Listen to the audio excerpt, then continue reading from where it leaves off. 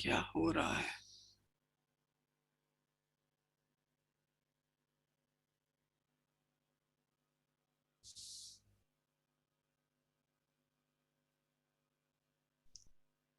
करें लाइव?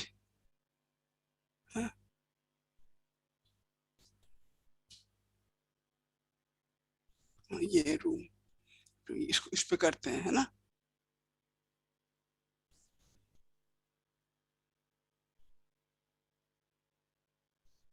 अब इस पे करें।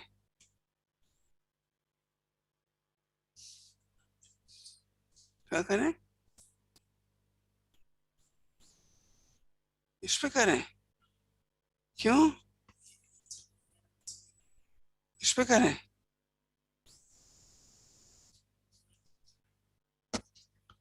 क्या कर रहे हैं ये लोग? इतना केओटिक किया है। आज तक हमारा ऐसा प्रॉब्लम नहीं हुआ किसी उसमें इसमें हो रहा।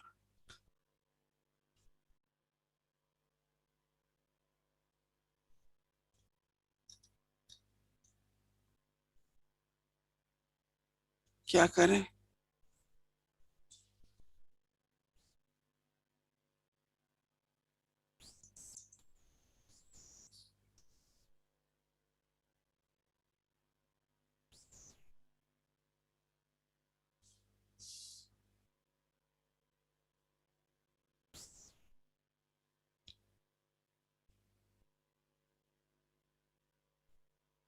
वो जो 503 हुआ था उसको तुमको रहने देना चाहिए था।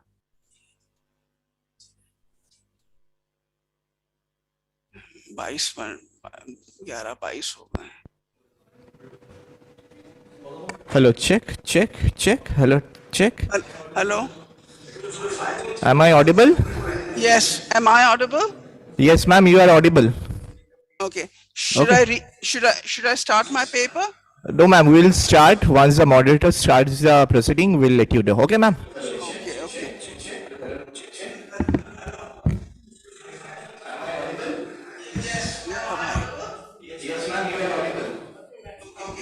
भाई।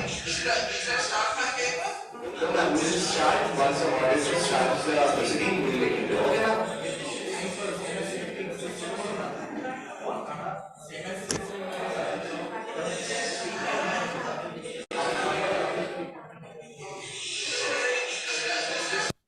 यार तुम रुको। हैं? नहीं, अभी रुको। क्या बाथरूम जाना है? यहाँ बैठ जाओ।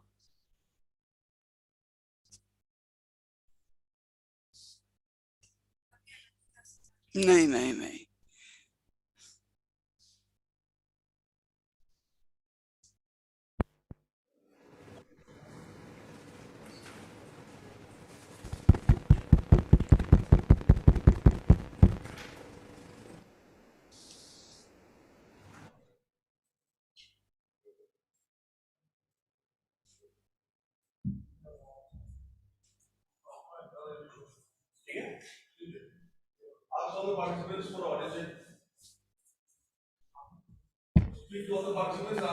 Am I audible? Oh.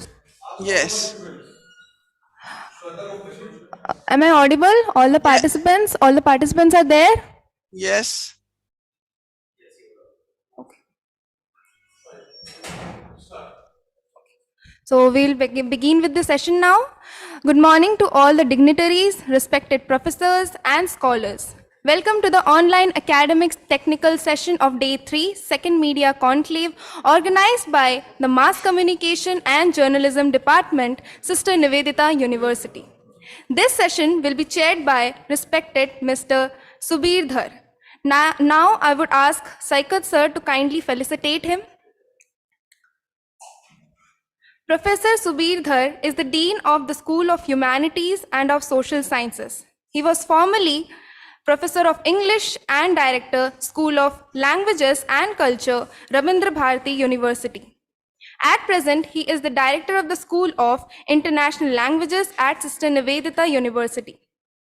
His academic interests range from Shakespeare studies through British Romanticism, post-colonial transactions, and contemporary popular culture research. He is the General Secretary of the Shakespeare Society of Eastern India and has published 7 books and over 50 research papers in national and international journals. We welcome you, sir. Thank you very much. Now I would ask Saikat sir to kindly felicitate him.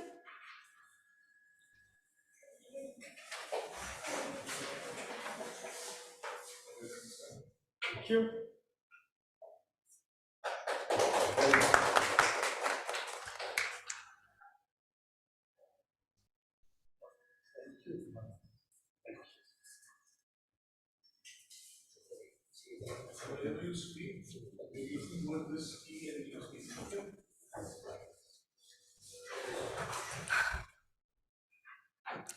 This session will contain some very interesting and thought-provoking papers. We look forward to a very enriching session. The topic of the first paper is exploring the dynamics of influencer parental conflict on Instagram, causes, effects, and mitigation strategies by Shweta Katiyal. She is a scholar from Amity School of Communication, Amity University, Noida, Uttar Pradesh. Then it is followed by pop culture, dynamics and marketing success. A thematic analysis of Taylor Swift's Eras Tour by Mansi Singh. She is a scholar from Amity School of Communication, Amity University, Noida, Uttar Pradesh. Then we have Religion, Tradition and Culture in 3 Hindi TV serials by Vandana Singh. It is followed by Social Media Engagement and Identity Illusion in Youth by Iram Taslim. The title of the next paper of the session is Social Media and Sociocentrism by Abira Chaudhary. The title of the last paper of the session is a study of cinematic codes and culture expression in India by Priya Shom. She is a scholar from Ranchi University. Over to you, sir. Thank you. First of all, good morning, all the participants. We look forward to a very exciting session today because, as you know, a conference like this is important because it gives us all an opportunity to learn so much, to exchange ideas, to have debates, sometimes confrontations, but once again, very meaningful and very positive confrontations at that. Without further ado, I would like to invite the first paper presenter to make her presentation. And the first paper presenter is, if I remember right, Vandana Singh. Are you online?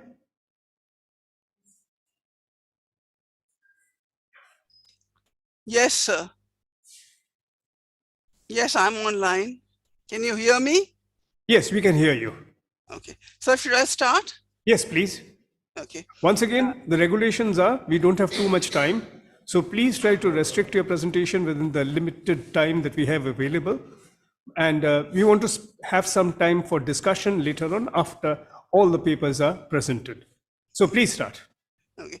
Good morning, everybody. I'm Dr. Vandana Singh, and the topic of my paper is Religion, Tradition and Culture in 3 Hindi TV serials. This paper will discuss 3 popular Hindi TV serials being screened on Colors channel currently: Agni Sakshi Ek Samjhauta, प्यार के साथ वचन धर्म पत्नी and Neerja एक नई पहचान. Through media, these 3 serials portray Indian cultural norms and societal values. Goodness wins in the long run. Poetic justice of good winning over evil, evil being vanquished in the end, so reveals the foundations of Indian culture. A comparison of Eastern and Western popular culture is reviewed here broadly. A culture founded and established from millions of years of accumulated wisdom, including some acculturation by the gods, sages, saints, and gurus, has to be affirmed from time to time. When an Indian or a Hindu uses the word pristine, we mean the old, pure, undefiled past, referring to a golden age. But in America, the word pristine is a synonym of primitive. The standard graduate record exam, GRE, in the US, an exam needed for most MA or PhD admissions, has this word pristine to mean primitive. In the West, only Greece and Italy celebrate a golden age, while the British Indologist Sir William Jones stated. The language, food, customs might differ from state to state in India, but there is unity in diversity, as a Britisher observed. Re-emphasized by Krishna, 5,000 years ago, a sense of duty, rituals as tradition, is not just written on pieces of paper. The Indian sincerity and simplicity, with Gandhi's precept of simple living and high thinking, and a sense of loyalty, loyalty being a feudal concept, are widespread in Indian culture. The agricultural revolution was the first revolution in man's history, was started in India. So a warm climate, so a warm So, a warm climate and an agrarian way of life, tolerance, respect for elders as sub aspects or themes are depicted in the joint family. धूप में बाल सफेद नहीं किए, meaning I have wisdom gathered down in time, or my hair have not grayed without experience and time, impart to Indian culture a respect for elders. While honesty as a policy is best exemplified in Western job market, but in personal life, quite the opposite is true. Sex before marriage, cheating on their partners, decadence which was perhaps further pursued as a result of the Vietnam War, an immoral war to subjugate a poor, hardworking Vietnamese people. This war made a helpless, powerless populace in the West to follow an unchecked surge of emotions, make love not war, which has in turn created a permissive society. Both Eastern and Western societies are humane in different ways. Good health to enjoy life in the West has come from great and deep research to cure diseases, is a Western way of being humane. For instance, India's large population has been made possible by Western medicine. Christian sense of service is a high ideal, while the caste system in India makes the upper and the richer classes of people to be apathetic to the poor. Live-in relationships, divorce, libertinism, free sex in the West are destroying family life in an individualist culture with a history of automatons, while the collectivist Indian or non-Western cultures make the masses more educated and wise.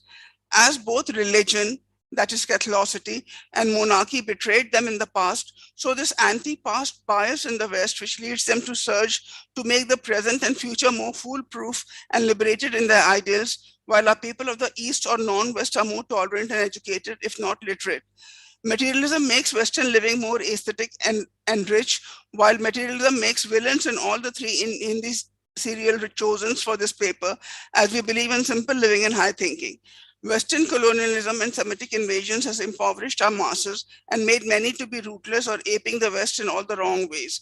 Many in today's India lack the Western intellect and sophistication and the Eastern depth and sacrifice exemplified in our rich literature of which the poor are deprived of. Our poor are educated, though not literate. A mechanical and impersonal way of life, and the industrial pollution is caused by an unwise use of resources, polluting the environment and creating serious health issues, is because of the West. Eastern or non-Western spirituality and Western sense of service and inventions are both exemplary, though Western racism and Islamic fanaticism are to be reckoned with, just as Indian pettiness with and interfering nature habits are to be done away with. Hyper-individualism creates loneliness in epidemic proportions with no support system, and an over-reliance on the intellect creates many emotional problems. Every 10% goes to a psychologist or counselor, and mental illness create great unhappiness despite abundance in money and matter. It is the poor in India or in the West who are noble and happy with little, though they also have to depend materially on our government, which has to feed 80 crore of its people free. Non-Christian, non-rejection of sensuality create wholesome people who have family life, though poor. Technology also creates opportunity and hope and a more inexpensive way of life with abundant commodity. Earlier, before India's independence, our poor were in tatters, eating roti with salt in broken aluminum plates. Now even urban maids have TVs, fridges, coolers, mobiles, many inexpensive, colorful clothes, ration, media availability, and opportunity to study free, our education especially, and healthcare being highly subsidized. With a mixed economy, where both the rich and middle classes can thrive, and the government working for the poor should make life and the opportunity more equitable for them with words like "we shall overcome one day" or "honge kamyab ek din." With our wealth being looted by the colonizer and a confusion of values due to colonialism, these three serials placed in modern setting impart Indian wisdom, tradition, and culture as superior. Sanatan Dharma and Akhand Bharat with Indian culture will carry us far, and Indian spirituality and religion is popular in many Hindu cults in the West. Our festivals, pujas, and rituals are to be popularized and pursued with great rigor away from a Sikh society, where overmuch primacy is placed on the head or intellect. Emotion should mean a union of heart and mind, not a divorce of heart and mind, despite the much needed Western intellect, invention, science, and technology. Racism and dirty politics of the West against the non West and sexism in both the East and West should also be rigorously overcome. Many in India take the worst from the East and worst from the West. Jealousy, politics, laziness in the non West should be curbed. That system, as exemplified by the West, and civilizational values, as exemplified by India or the non West, should be pursued rigorously. The vanity and emptiness of color superiority creates a very cosmetic culture and picture perfect world. Now I shall be reading from the conclusion. In the first serial, Agni Sakshi Ek Samjhauta, the Agni or fire as Sakshi or evidence is to a relationship as the hero and the heroine go around the fire 7 times, a marriage ritual in Hinduism, creates a steadfast relationship that is lasting. Also, the involvement of families on both sides again shows that in Indian culture, it is not just the groom and bride marrying, but families on both sides who strengthen the marital relationship. Jivika cares for every member in her sasural and so wins everybody's hearts except the wicked Raj Nandini or elder Bhabhi and her vicious younger sister. However big be the crisis in family life, courage and personal integrity wins over situation and endears their relationship. Also, prayer to God and faith does get answered. Love is mutual and poetic justice is done, with goodness winning in the end and evil, however powerful, getting punished. In the second serial, Pyar Ke Saath Vachan Dharm Patni, it is again the marriage rituals in Hinduism with the earth's eternal forces. The fire and marital vows are shown as sacred and true.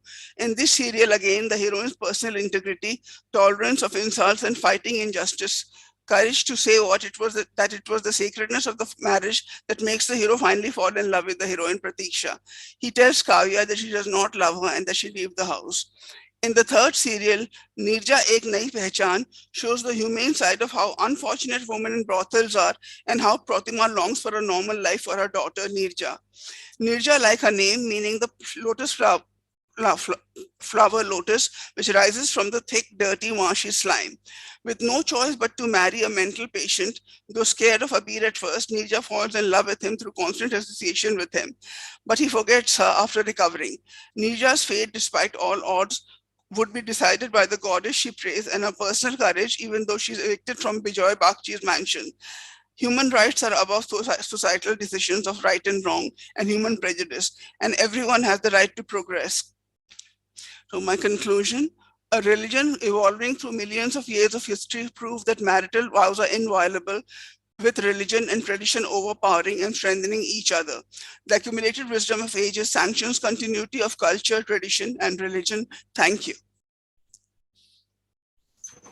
Thank you, ma'am, for this marvelously comprehensive presentation.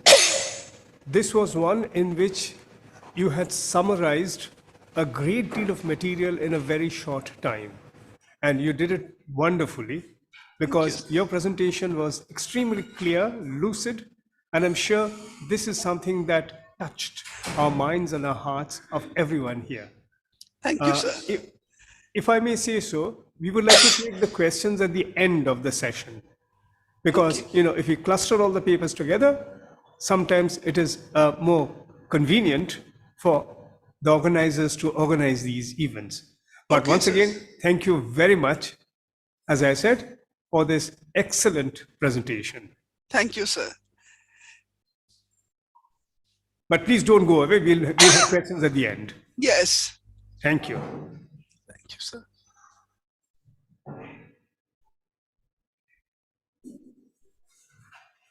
The next presentation?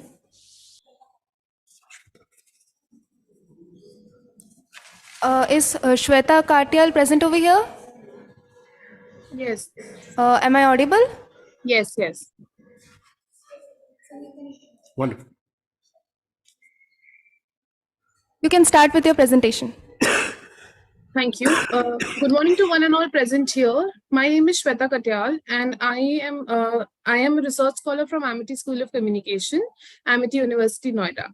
The title of my presentation is Exploring the Dynamics of Influencer-Parental Conflict on Instagram, the causes, effects, and mitigation strategies involved. So I'm just sharing my screen.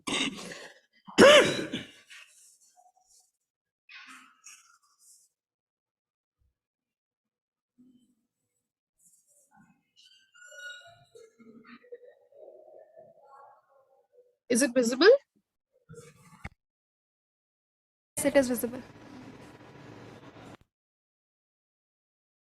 So as I said, my topic is exploring the dynamics of influencer-parent conflict on Instagram, the causes, effects, and mitigation strategies of the same. We all know how Instagram has been growing itself on all social media, on all platforms, on all mobile phones, actually, all over the world. And it is one of the prominent social media platforms nowadays. And on this platform, we also understand how parents are growing themselves to be a part of all the communities over there. Parents happen to learn, grow, share their knowledge, grab knowledge from each individual present there. So sharing and taking is a knowledge platform for them as well. However, at this platform, we also see that there are certain conflicts that rise because parents have their own values, own beliefs, own expectations, is how they end up with conflicts over how and what influencers are presenting. So for example, what earlier used to happen is with advertising, normal consumers also without social media's presence used to have certain conflicts of products being advertised and what is being received. And sometimes what is being advertised and what actually it should be and what benefits have been shown or what ingredients have been shown to be conflicting with what actual repercussions do they have. Similarly, on Instagram, when influencers advertise certain products, especially related to children, where parents are the key takers of the key takers or the viewers of such advertisement or such content, they usually have a conflict with what and how they are viewing, and the effects of the product, the words being used by the influencers, the causes, and what values and beliefs they've already set. For example, a certain product that an influencer is trying to explain the benefits of, but however, the parent who has been having a traditional thought and is not growing themselves with the developments and with the new products coming up, they will always have a conflict of the need of the product that is there. Going forward, the contents of my presentation are introduction, research question, research objectives, conceptual framework, research method, data analysis and interpretation, conclusion, limitations, and the future scope. As I've already introduced my topic, I would further proceed with the questions.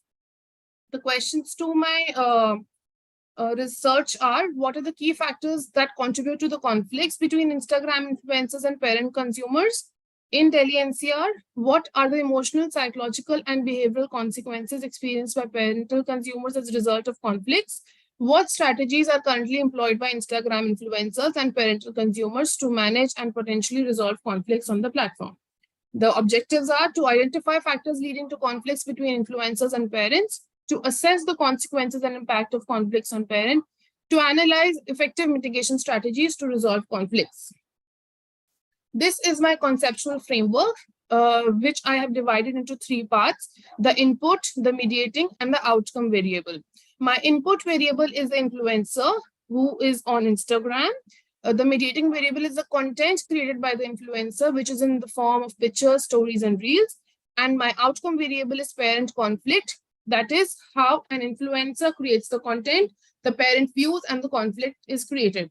In the conflict, I'm going to study causes, consequences, that is the effects, and the mitigation strategies.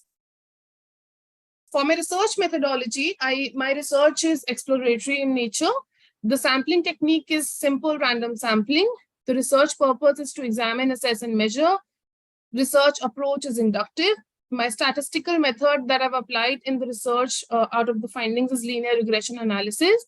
My sample frame is Instagram users aged 18 and above who are parents and relatives of children. Structure of surveys questionnaire, close-ended questions, where I've taken Likert scale and nominal scale as my scales of questions.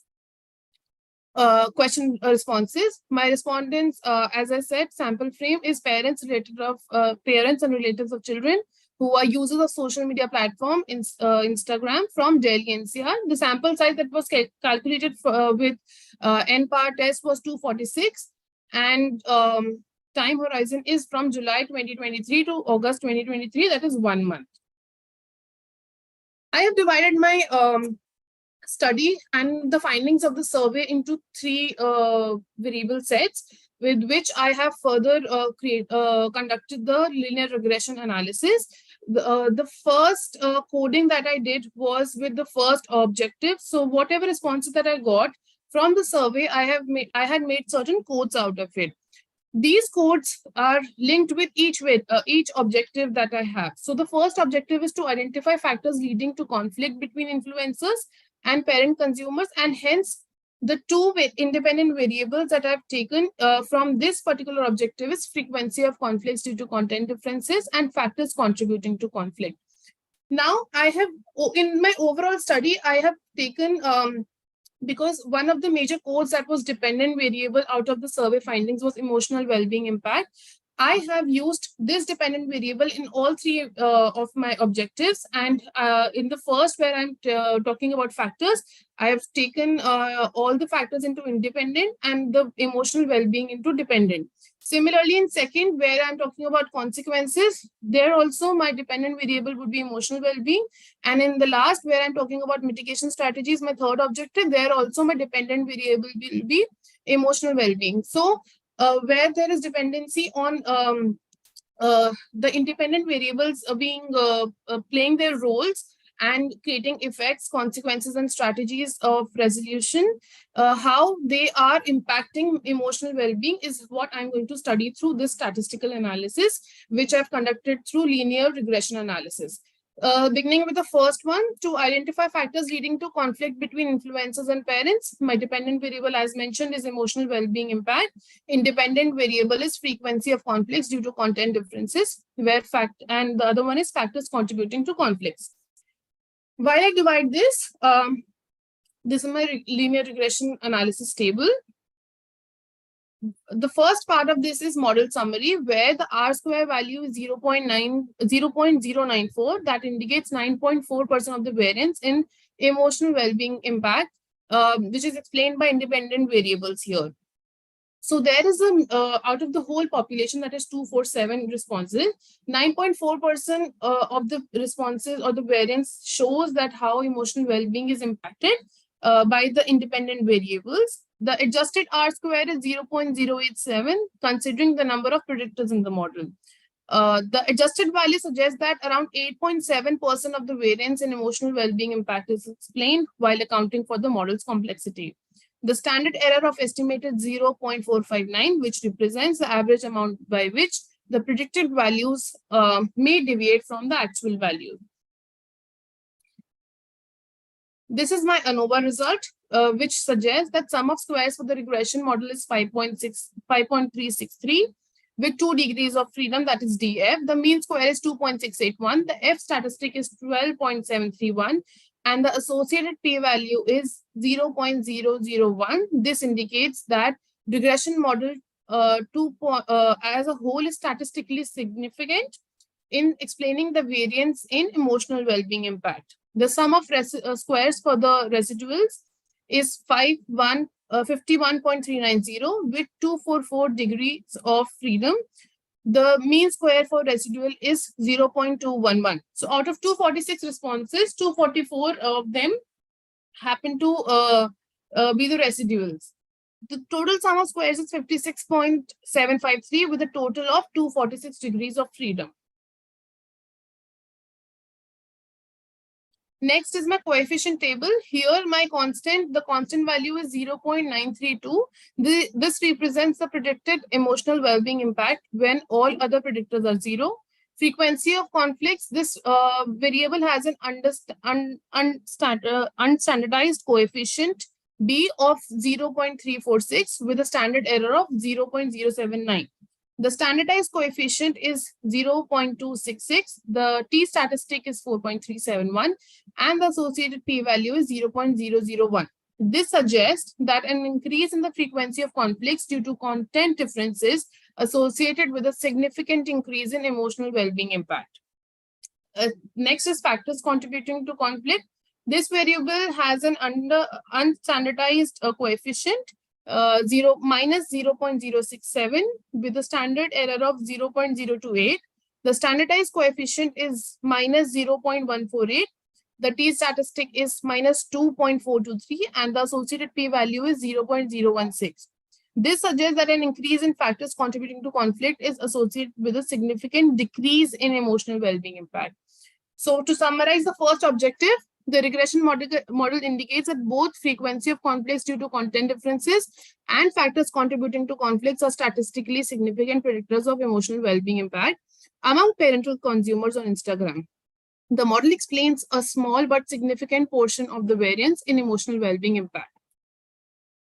Proceeding with the second objective in the second regression test, here my dependent variable remains the same as I said, emotional well-being impact, and my independent variables are codes from the second objective, that is impact on overall satisfaction with the platform, negative consequences experienced, and influence on trust in influencer content.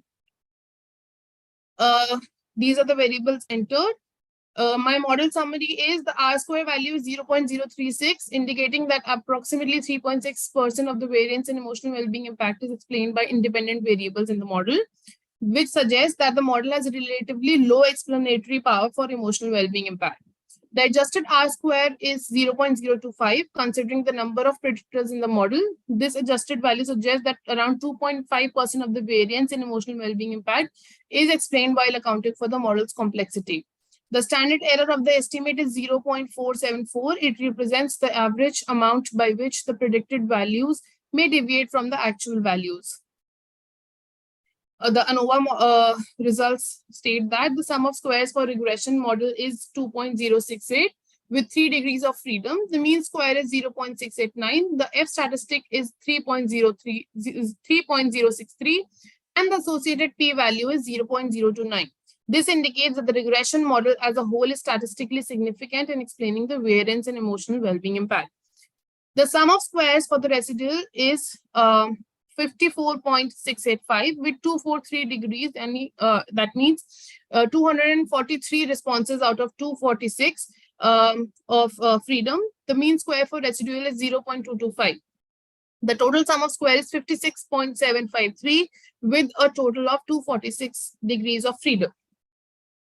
The coefficient table explains that the constant value is 1.073, which represents the predicted emotional well-being impact when all other predictors are 0.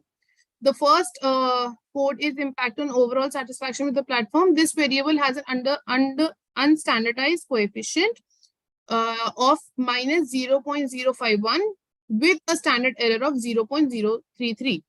The standardized coefficient is minus 0.099. The t statistic is minus 1.526 and the associated p-value is 0.128, which suggests that impact on overall satisfaction with the platform is not statistically significant in predicting emotional well-being impact. Negative consequences experienced is my second code. This variable has an unstandardized coefficient of 0.055 with a standard error of 0.036. The standardized coefficient is 0.098. The t statistic is 1.549 and the associated p-value is 0.123. This suggests that negative consequence experience is not statistically significant in predicting emotional well-being impact. The third independent variable and the code is influence on trust and influencer content. This variable has unstandardized coefficient of 0.055 with the standard error of 0.034. The standardized coefficient is 0.102. The t statistic is 1.592 and the associated p-value is 0.113. This suggests that influence on trust in influencer content is not statistically significant in predicting emotional well-being impact. To summarize, this second objective model is the regression model indicates that none of the 3 independent variables are statistically significant predictors of emotional well-being impact among parental consumers on Instagram. Proceeding with the third objective, to analyze effective mitigation strategies to resolve conflicts. Here also my dependent variable remains same and my independent variable codes that were turned into independent variable are belief in the effectiveness of clear and transparent communication and effectiveness of selected mitigation strategy. This is my linear regression model. The model summary is the R square value is 0.101, indicating that approximately 10.1% of the variance in emotional well-being impact is explained by the independent variables in the model, which suggests that the model has a relatively low to moderate explanatory power for emotional well-being impact. The adjusted R square is 0.094, considering the number of predictors in the model. The adjusted value suggests that around 9.4% of the variance in emotional well-being impact is explained while accounting for the model's complexity. The standard error of the estimate is 0.457. It represents the average amount by which the predicted values may deviate from actual values, and a lower value would indicate a better fit. My ANOVA result suggests that the sum of squares for regression model is 5.737 with 2 degrees of freedom. The mean square is 2.868. The F statistic is 13.719 and the associated p-value is 0.001.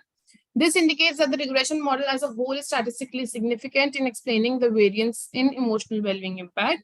The sum of squares for the residual is 51.016 with 244 degrees of freedom. The mean square for residual is 0.209 and the total sum of squares is 56.753 with a total of 246 degrees of freedom. The coefficient table analyzes the constant value is 0.925, which represents the predicted emotional well-being impact when all other predictors are 0. Effectiveness of selected mitigation strategy is my first code and the independent variable, where this variable has an unstandardized coefficient of 0.080 with a standard error of 0.016. The standardized coefficient is 0.317. The t statistics is 4.910 and the associated p-value is 0.001. This suggests that effectiveness of selected mitigation strategy is statistically significant in predicting emotional well-being impact. Belief in the effectiveness of clear and transparent communication. This variable has an unstandardized coefficient of minus 0.001 with a standard error of 0.024. The standardized coefficient is minus 0.003. The t statistic is minus 0.043 and the associated p-value is 0.966. which suggests that belief in effectiveness of clear and transparent communication is not statistically significant in predicting emotional well-being impact. To summarize, this model indicates that effectiveness of selected mitigation strategy is a statistically significant predictor, whereas belief in the effectiveness of clear and transparent communication is not a statistically significant predictor. These were the results of my linear regression analysis, which was my statistical tool for analysis of all the independent and dependent variables derived from the coding of survey results. To conclude, my research investigated how Instagram influencers and parental consumers had conflicts and what are the causes, consequences, and effective mitigation strategies. The study highlighted that effectiveness of chosen mitigation strategies significantly influences the emotional well-being of parent influencers, underscoring the importance of effective conflict resolution techniques in shaping user experiences. Notably, the perceived efficacy of clear and transparent communication was found to be statistically non-significant, impacting emotional well-being during the influencer-parental conflict, suggesting that other factors may play a more substantial role in this context. While the analysis provided valuable insights into the impact of conflicts on emotional well-being, it revealed that only a small percentage of the variance in emotional well-being could be explained by the predictors in the model, indicating the need for further investigation into the multifaceted consequences of such conflicts. The findings stress the significance of effective conflict resolution mechanisms on Instagram and other social media platforms to enhance the emotional health of parents and users. This study calls for urgent prioritization of these systems to create healthier digital environments and encourage continued research in this evolving digital landscape. My limitations have been very specific from the survey findings as itself. So the first thing is the geographic concentration. If I had limited my geographic area to Delhi NCR, which also may limit the applicability of the finding. The second is the questionnaire incorporates a possibility of sample bias because I'm only focusing on active Instagram users and omitting non-users. The causation inference is still difficult because there are certain unrecognized reasons why there is a conflict between the influencer and the parents. And the next one is the platform's ongoing changes, because we all know how significantly it keeps growing, it keeps updating itself. So the temporal span could ignore developing patterns in the culture and the usage. Vigilant ethical practices must be adopted to ethical issues, particularly when it comes to sensitive content and children. The future scope of the studies comes from the limitation itself. The first one is that the geographic area could have been extended outside Delhi NCR. Studies should also be focusing on or can focus on other platforms and the platform changes. And the other scope that has been found is that if I had used, or if someone can use qualitative research methods like focus group and interviews of parents and influencers, we could get a more diverse result and more specific results of what and why it is happening. And then investigating how platform regulations, algorithms, and content management affect dispute resolution can also provide proactive tactics for fostering healthier online relationships. Thank you. Thank you, Sweta. This was a very topical and a very necessary piece of research that you have done. So if I may say, congratulations on doing this work, because this is something which affects all of us, whether we are parents or, in my own case, grandparents.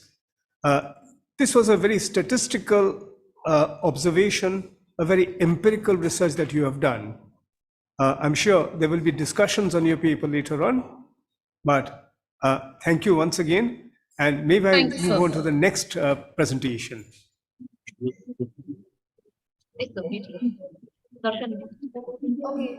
Okay, so now we'll be moving forward to our next presentation, which is titled Pop Culture Dynamics and Marketing Success, a thematic analysis of Taylor Swift's Eras Tour by Mansi Singh. Is Mansi Singh present over here? Yes, I'm present. Am I audible? Yes, you are audible.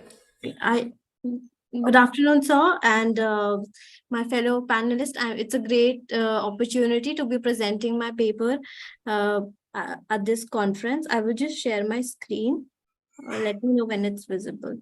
I hope the presentation is visible. Yes, it is visible. Okay.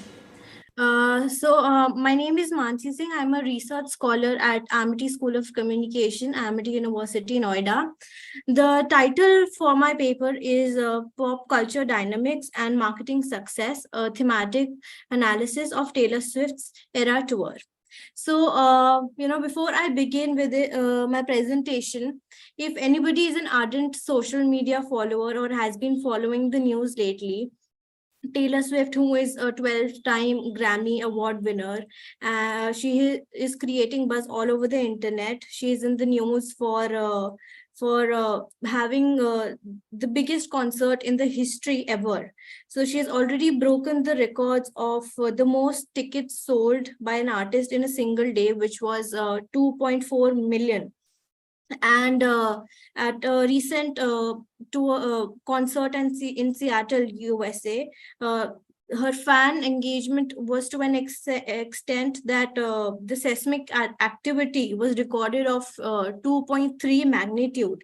So, this is just to establish the following which this great singer has, and also, but importantly, she's in the news for having an economic impact of $5 billion. As I have also referred to some news clippings where, according to a research, it is said that she could be generating $5 billion of worth, and the world leaders are after her because it is a boom for them to boost their tourism sectors. They're inviting her to their country, so maybe just to have a good impact on the economy. So she has 17 years of experience, or she has been for 17 long years in the industry, and she has covered different types of genres. and her fan following, which is also known as Swifties. So they claim different eras in her career, which is seen by its own style and theme. And her tour has become a whole huge cultural thing in itself, which is a whole cultural experience. So my study is important to see how media and culture are changing in today's world and how fans are getting involved. So I'll move to the next slide, which is review of literature. So since we are talking about pop culture, so the term pop culture was first used in 1964 by sociologists Alan Manslow and Tony Bennett, who described it as the taste and attitude that categorizes the mass entertainment. So pop culture is a short form for popular culture, which includes ideas, practices, beliefs, images, objects, or phenomena that are prevalent or are widely accepted within the mainstream society at a given point of time. So it represents the cultural product or the expressions that captivate or resonates with the large audience, often reflecting the prevailing tastes and interests of the masses. So in the realm of music or pop culture, it extends to the genre of popular music, characterized by its mass appeal, catchy melodies, and accessibility. So another important aspect of pop culture is that it is dynamic, it is constantly evolving with time, and also it mirrors the changing attitudes and behaviors of the society. Another theme for my review of literature was role of popular culture in music industry. So since we have seen, pop, we've heard this term pop culture, but it came into being when mass media became more accessible to people all over the world, when radio stations began playing popular music on a daily basis and more people were able to access the recordings or from at the mere comfort from their homes. So the influence of pop culture in the music industry is profound and it is multifaceted. Popular culture shapes the musical landscape by setting trends. It dictates popular genres and defines the aesthetics and the musical performance. It is also used to market products and to create brand loyalty. So that is how brands and celebrities make use of music, especially or involve it in a pop culture, because it has the ability to shape how people think or feel, and it is a powerful tool that can be used to unite people and also to create a sense of community. So musicians and artists, they often draw inspiration from pop culture trends to connect with the audiences and stay relevant. Moreover, pop culture also plays a very pivotal role in commercial success of musicians, since it helps to connect with people and form bonds. So another aspect of it is that it drives consumer preferences and propels artists to stardom, because music is potent and it has the power to generate mass interest. So in this context of my study, where I'm focusing on American singer and songwriter Taylor Swift, so her career is emblematic of how an artist can navigate pop culture shifts and adapt their musical styles to maintain their popularity. Another aspect is marketing strategies and music tours. So since the we're shifting from traditional music concerts to now we are talking about Taylor Swift, who's bringing a revolution in the way music concerts are being held, and to the great extent where she is covering 5 continents and has 146 days of concerts. And she has only completed 1/3 of her tour, and despite that, there are talks of how she can impact the economies of the countries. The tour's economy is greater, the GDP is greater than most of the 50 countries at least. So the music tour are a cornerstone of the musical industry, and our effective marketing strategies are essential for their success. So the marketing of music tours have evolved significantly. They are now driven by technological advancements and by changing consumer behaviors. They're also harnessing innovative strategies to engage audiences and to maximize revenue tours. Traditionally, the marketing was involved conventional methods such as print media or radio promotions. However, with the popularity of social media platforms, Facebook, Instagram, and others, so streaming services and user-generated content is also becoming pivotal in as a marketing strategy for these artists. So artists, they leverage these platforms to build anticipation or to directly talk with the fans, which was not possible in a traditional setting where fans had to wait for long just to get a glimpse of their favorite artist. Now the fans, because of the social media platform, they are very relevant with the day-to-day happenings of what is happening in their favorite artist's life, and it creates such immersive and pre-tour experience, so it builds up before the actual concert. This Taylor Swift's era tour is a prime example of modern tour marketing, emphasizing personalization, fan engagement, and leveraging social media to mobilize her fan base. It also reflects a shift in how artists approach tour promotion in today's interconnected world. The another aspect is influence of social media and user generated content. So user generated content, or UGC, which refers to any content which includes text, images, videos, or reviews, or any other form of media that is created by social media users or individuals who are common users of the platform, instead of of social media influencers who are becoming popular, or unlike organizations who post on the social media platform. So this user generated content is said to be more reliable, more authentic, since it is coming from the users directly who have experienced such concerts in this case. So social media and user generated content have reshaped the music industry's marketing landscape. These platforms provide artists with direct channel to interact with fans. They allow for real-time engagement, fan empowerment, as we discussed before, and it also helps in viral marketing.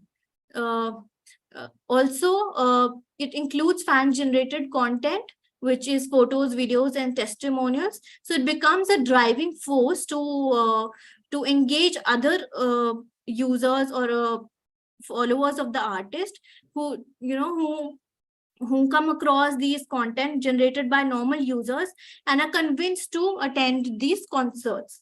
So since it is not coming directly from the artist, so it is regarded as more reliable. Fans also share the experiences on social media, which also gives a sense of community and influence others to attend concert. So this success, the tour's success, can be attributed in different ways to the singer's ability to harness the power of social media and UGC. For this research, my objectives were to conduct a comprehensive analysis of the integration of pop culture elements in Taylor Swift's era tour and evaluate their role in reshaping the cultural landscape of live musical performance. The second one was to investigate the marketing strategies implemented throughout the era tour with focus on their effectiveness in enhancing the tour's cultural impact, particularly in reaching and engaging diverse audience segments. The third was to investigate the influence of user-generated content on social media platforms, assessing its role in shaping the narratives surrounding the era's tour and its impact on the tour's overall success and cultural significance. For this study, my methodology is a qualitative design. It involved a comprehensive collection of secondary data, which is a primary component of this study. So I included news articles, blogs, reports, or any papers for this study. Sampling strategy was purposive sampling, and the purpose was to explore, assess, identify themes and insight. Research approach was inductive. This is a chart of all the articles that I've included. There are 20 articles that I included for my thematic analysis. So data analysis was applied using the 6-phase framework of Braun and Clark to identify key patterns in the data after data was collected. So it was analyzed using this, which involved familiarization with the data first, and then initial codes were generated, which led to searching for themes and reviewing the themes, and finally to defining and naming the themes. So this analysis was chosen for its inductive process. So it does not rely merely on any framework. And it also allowed new knowledge to be created as suitable for this emerging and under-researched area.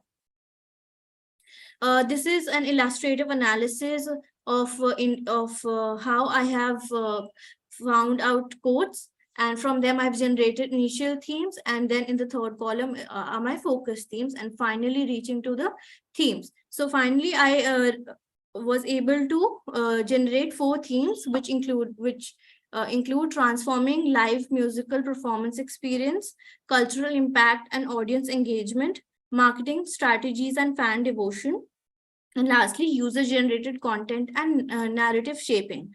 It included sub-themes also, which I will cover in the next slide. So this is just an overview of the themes and the sub-themes or the insights. So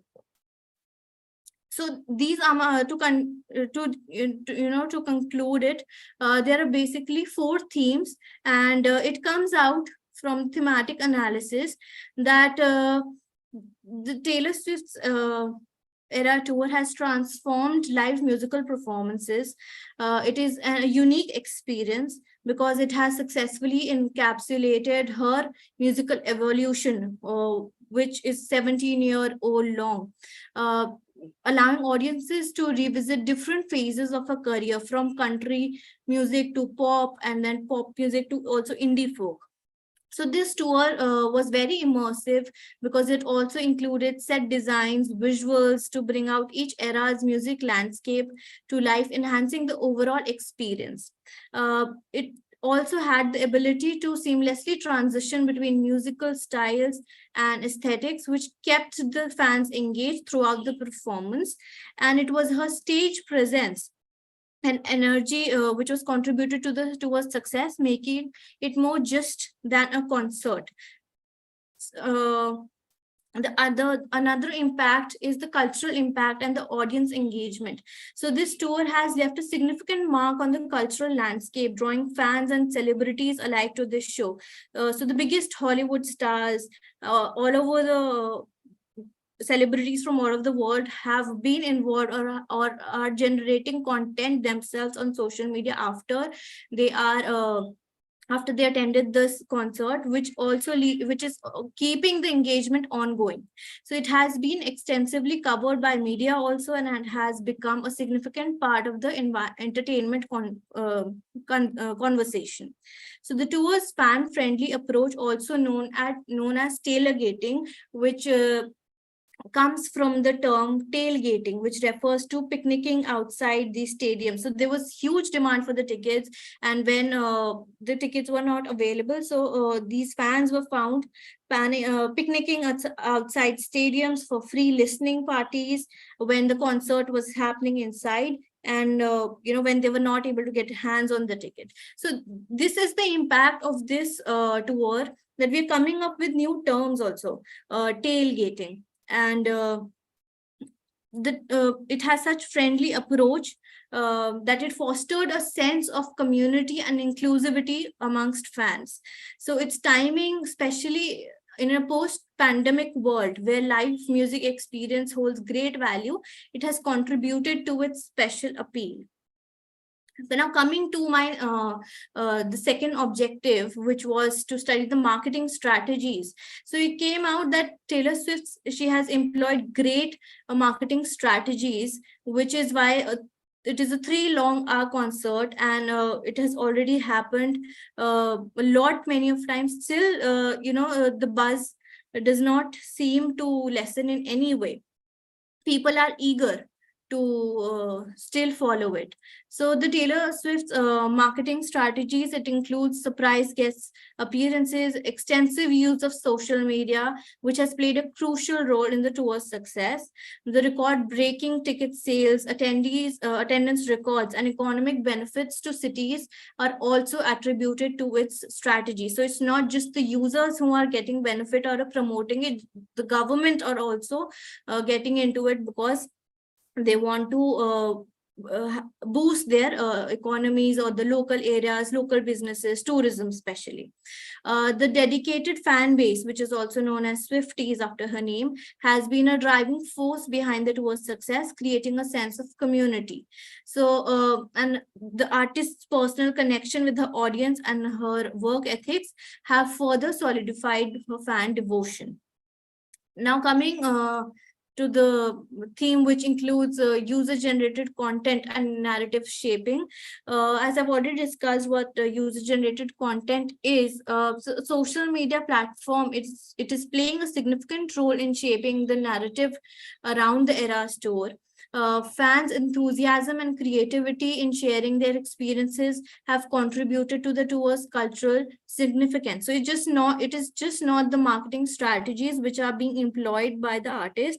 It is also the convergence of her fans who are coming up with new strategies. Excuse me, ma'am. Sorry to interrupt, but the rules of the games was that the time limit will be 10 minutes. Yeah, I'm just about to finish. So it will be better if you like conclude a little faster. Yeah, just this is my last slide. I'll just conclude. So so as you see on the right, the picture, it includes a friendship band, which is an innovative idea which the fans came by themselves. They exchanged these bands, and that is how it has celebrities are also involved and has kept the engagement ongoing. So and the artist has also embraced herself with the user-generated content, which is further connecting her with the audience and enhancing the tour's narrative. So to conclude, we can say that the artist has successfully reshaped the live musical experience, and especially after a post-pandemic time, the tour's ability to draw a diverse audience segment. It fosters community through fan-friendly approaches and aligns perfectly with the post-pandemic appetite for live music experience. The influence of user-generated content on social media platform has also emerged as a potent force in shaping narratives around the Eras tour. So this is all for my presentation. Thank you. Thank you, Mansi Singh. This was a very interesting presentation. And I personally have a couple of questions for you, which of course I'll reserve for now, because we'll take all the questions at the end. Sure. But thank you once again. Thank you, sir. For something which I personally found very fascinating. Oh, thank you, sir. Glad you liked it. Now we will be moving forward to our next presentation. It is followed by social media engagement and identity illusion in youth by Iram Taslim. Is Iram Taslim present over here? Iram Taslim?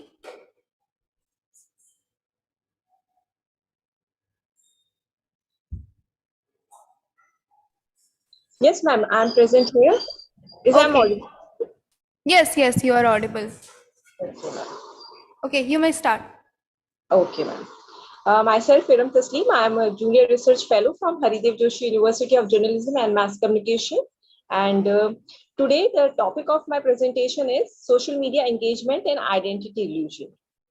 This is a very interesting topic, and social media has become an invincible part of our social lives. We can't imagine to keep ourselves away from its engagement for a long time. We are nowadays so much indulged in social media that many of us happens to consider it as our very own world. Social media is the collective of online communication channels dedicated to community-based input, interaction, content sharing, and collaboration. People in hustle bustle of their lives manages to prioritize their social media engagement to keep themselves socially connected, updated, and to frame social identity through which they want to get perceived and acknowledged by the outer world.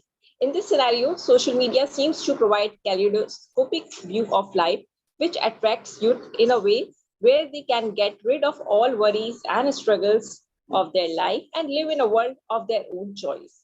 This research paper is an attempt to review the existing literature on the social media engagement and identity illusion in youth. Research suggests that in today's era, youth struggles hard to carve out identity for themselves, which has been taking toll on their social behavior, psychological and physical health. When it comes to the term social media, it refers to the wide range of internet-based and mobile services that allow users to participate in online exchanges, contribute users created content, or join online communities. The kinds of internet services commonly associated with social media sometimes refer to Web 2.0. Social media has no doubt provides accessible platform and vast scope for individuals to express themselves unrestrictedly and carve out the world for themselves where they can form their own community of like-minded people sharing similar thoughts, perceptions, and identities. Understanding social media through focal notion of modern power, we begin to view social media as institution whereby individuals are shaped, constrained to specific structures, ultimately limiting their ability to freely represent themselves. Moving forward, in this research, I try to understand the social media behavior in which youth nowadays are engaged. Coming to some key takeaways, social media is a very active and fast-moving domain. What may be up to date today could have disappeared from the virtual landscape tomorrow. Foucault and Butler have established that the illusion of agency indeed exists. Further, it has been identified that social media also gives rise to the illusion of agency. Butler expands on the illusion of agencies by suggesting that not only does it exist, but also individuals are unable to recognize that their agency or ability to freely act in an illusion. In regard to social media, the illusion of agencies not only prevents users from constituting identities that are said to represent their true self, but they are also incapable of realizing it.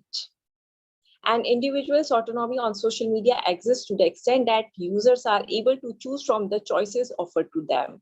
But as Butler argues, the fact that they are given this autonomy to choose conceals the fact that their autonomy is limited. Subsequently, this little amount of autonomy prevents the users from ever realizing that agency on social media is indeed an illusion. Youth have been attracted towards social media due to its features to get socialized in a world in a way on which they have their own control to some extent. They can choose their own community, social profile, and content through which they would be known on their virtual platforms. The accessibility by tagging and following whoever they want to on social media platforms have made the users even more active and expressive. There is no doubt social media engagement amongst youth has led to the shape their personality traits through sharing of messages, display pictures, images, likes, following, tags, and furthermore accelerating the desire and consciousness in youth to display themselves as attractive and appealing all the time, and psychologically accelerating the pressure over the youth to manage their social media profiles in a way they want to be perceived in their communities on social media. The phenomena of youth of being drifting away from their actual physical world and developing more interest towards an easy escape into kaleidoscope world is becoming popular in the youth. Thus, the challenge for the youth has been worsened by the mental pressure generating from the worries of neglecting the actual realities, and a struggle to get desired social identity has pushed them into vicious circle of physical and mental troubles like depression, addiction, anxiety, aloneness, negativity, anxiety, making youth vulnerable to cybercrimes and all other challenges. Thank you. Here my presentation ends. Thank you so much. Thank you very much for this presentation. Once again, what you said has thrown up several shadows which are very relevant to our contemporary situation and contemporary environment, and of course, contemporary identity, like you rightly said. I'm sure there are going to be questions, discussions on what you have presented so far. But Thank you. without wasting any more time, let's go on to the next presentation. But thank you once again. Thank you so much, sir. Many thanks. The title of the next paper of the session is Social Media and Sociocentrism by Abira Chaudhary. Is Abira Chaudhary present? Yeah, am I audible and visible? Yes, you are completely audible. Okay, you may start. Okay.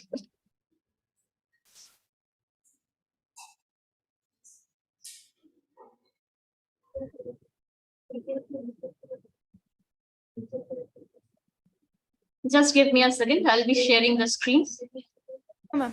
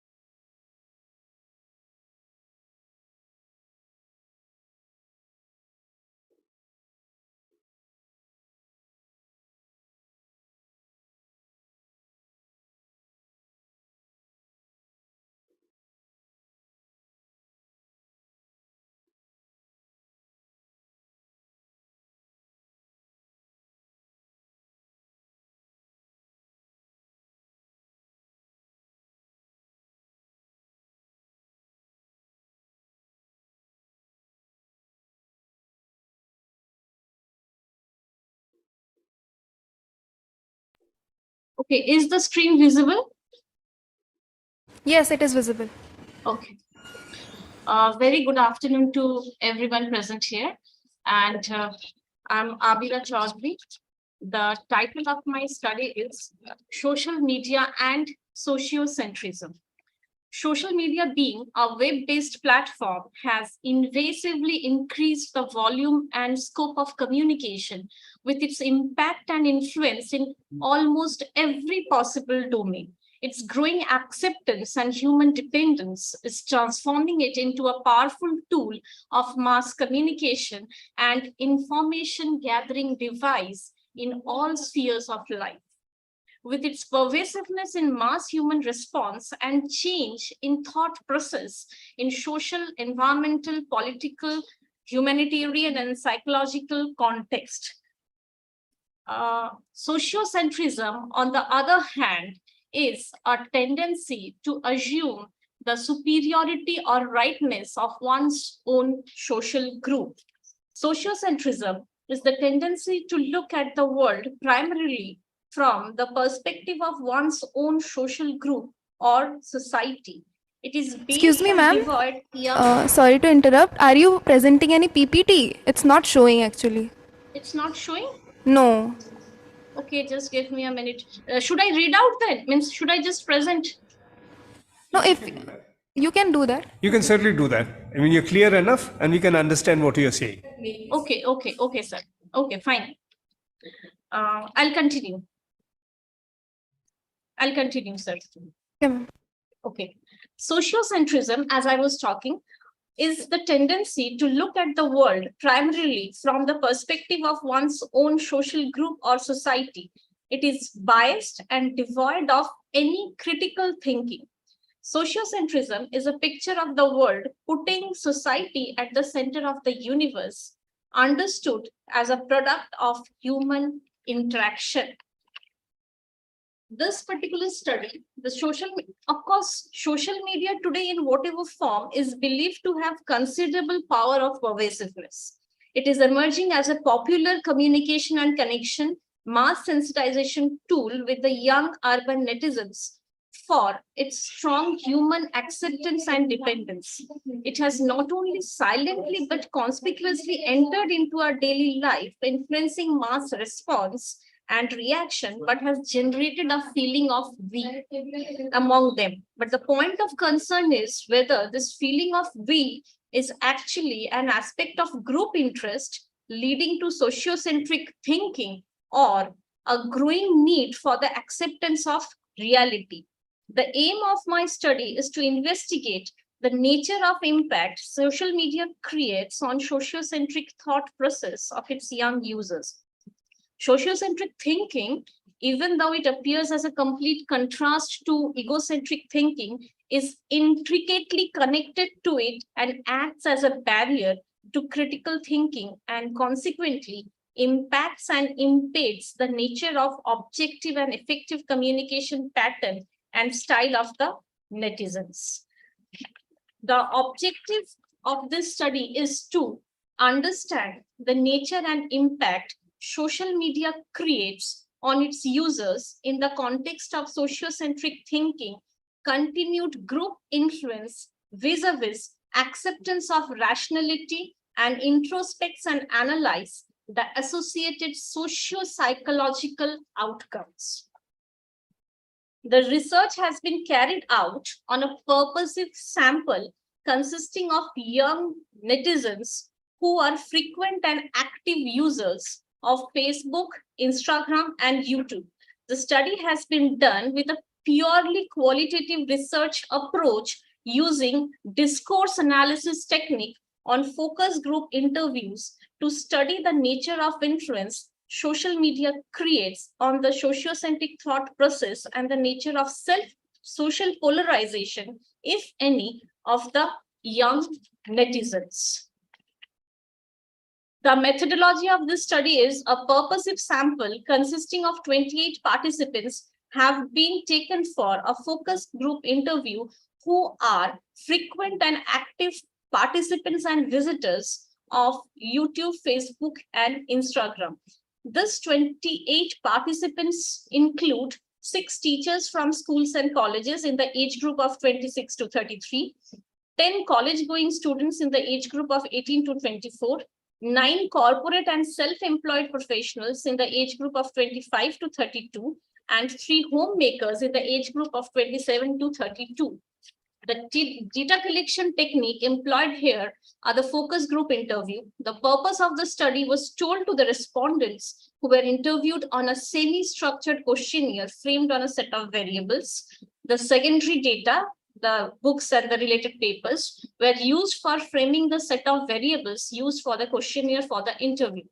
The respondents were interviewed in 3 separate groups to have a better and a detailed understanding about their experience, opinion, and belief on the given set of variables. The set of variables focused and probed on understanding the following are as follows: values and sense of empathy, ethics and morality, dealings with dislikes and hate speech, defining and labeling taboos and stigmas, judging biases and dealing with misinformation, and individual opinion formation. The data collection tool that was employed here was definitely focus group interviews. Now, as far as the findings are concerned, it is quite interesting to observe that all the respondents in general unanimously agreed that the social media groups are an integral part of their daily social life as they keep them updated, informed, and active in their social circles. They too believe that social media groups are a part of their identity and strength, as these groups are formed on the basis of like-minded people who share a similar wavelength in terms of perception, opinion, likes, dislikes, sense of humor, and even the sense and taste of reservations. This actually forms the group ideology or group dynamics. According to the respondents, the social media groups are most appropriate platforms to exercise their freedom of speech, expression, as they provide them psychological safety by making them feel inclusive.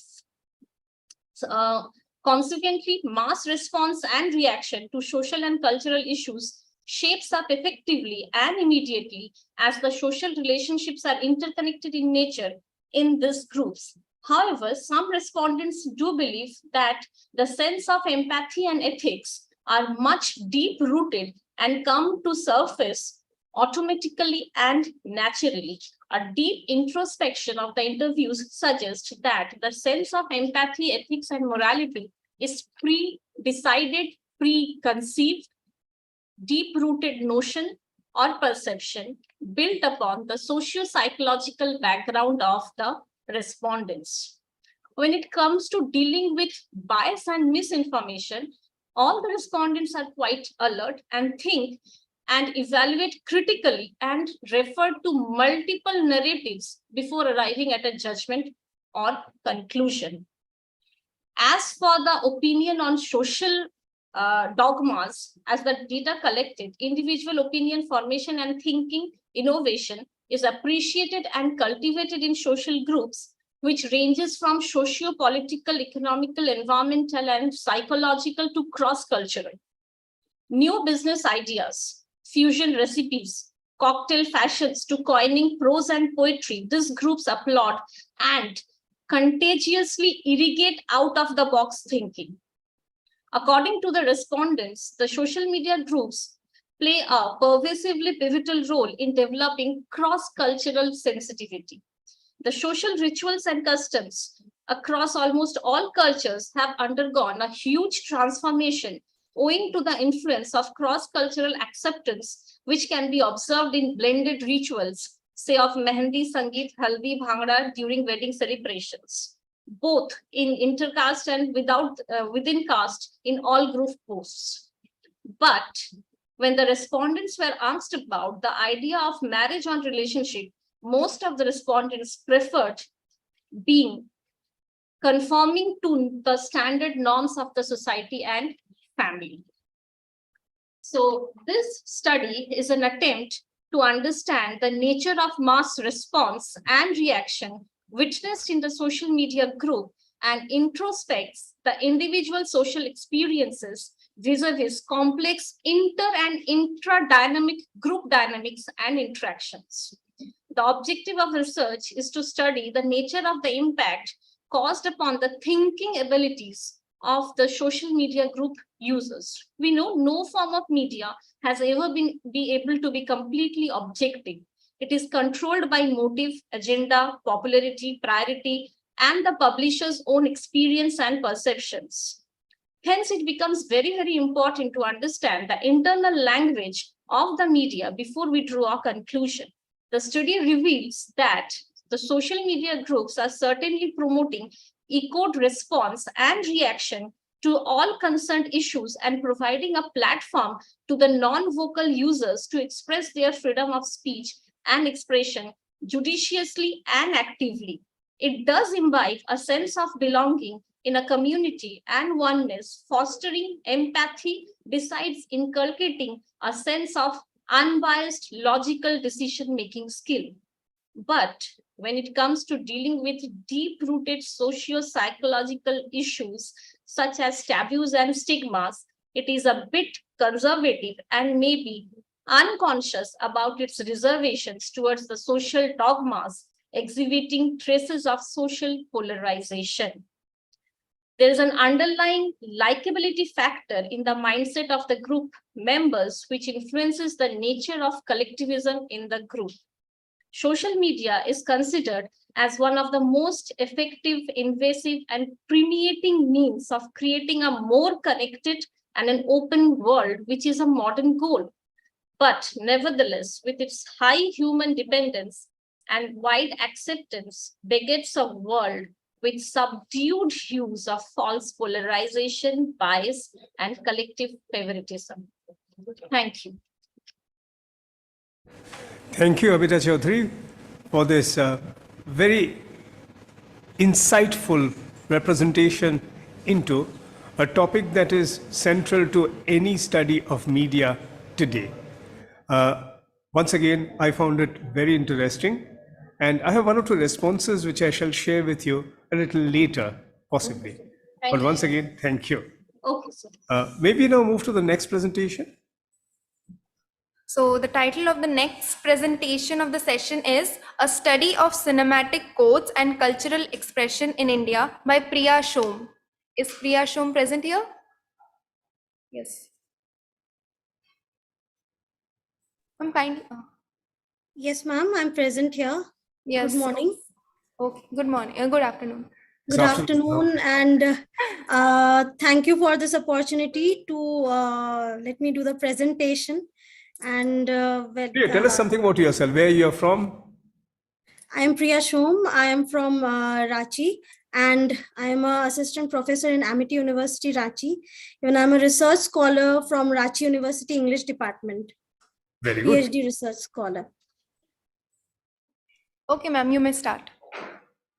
Okay, ma'am, I'm not able to share my screen. There's something. Never mind, you can make a presentation. I'm sure we are going to be all ears and we are going to listen to you very carefully. Okay. So don't bother. I mean, these technical glitches happen beyond our control, but never mind. So just make your presentation. Ma'am, you are allowed to present your presentation now, PPT. Ma'am, kindly do that once again.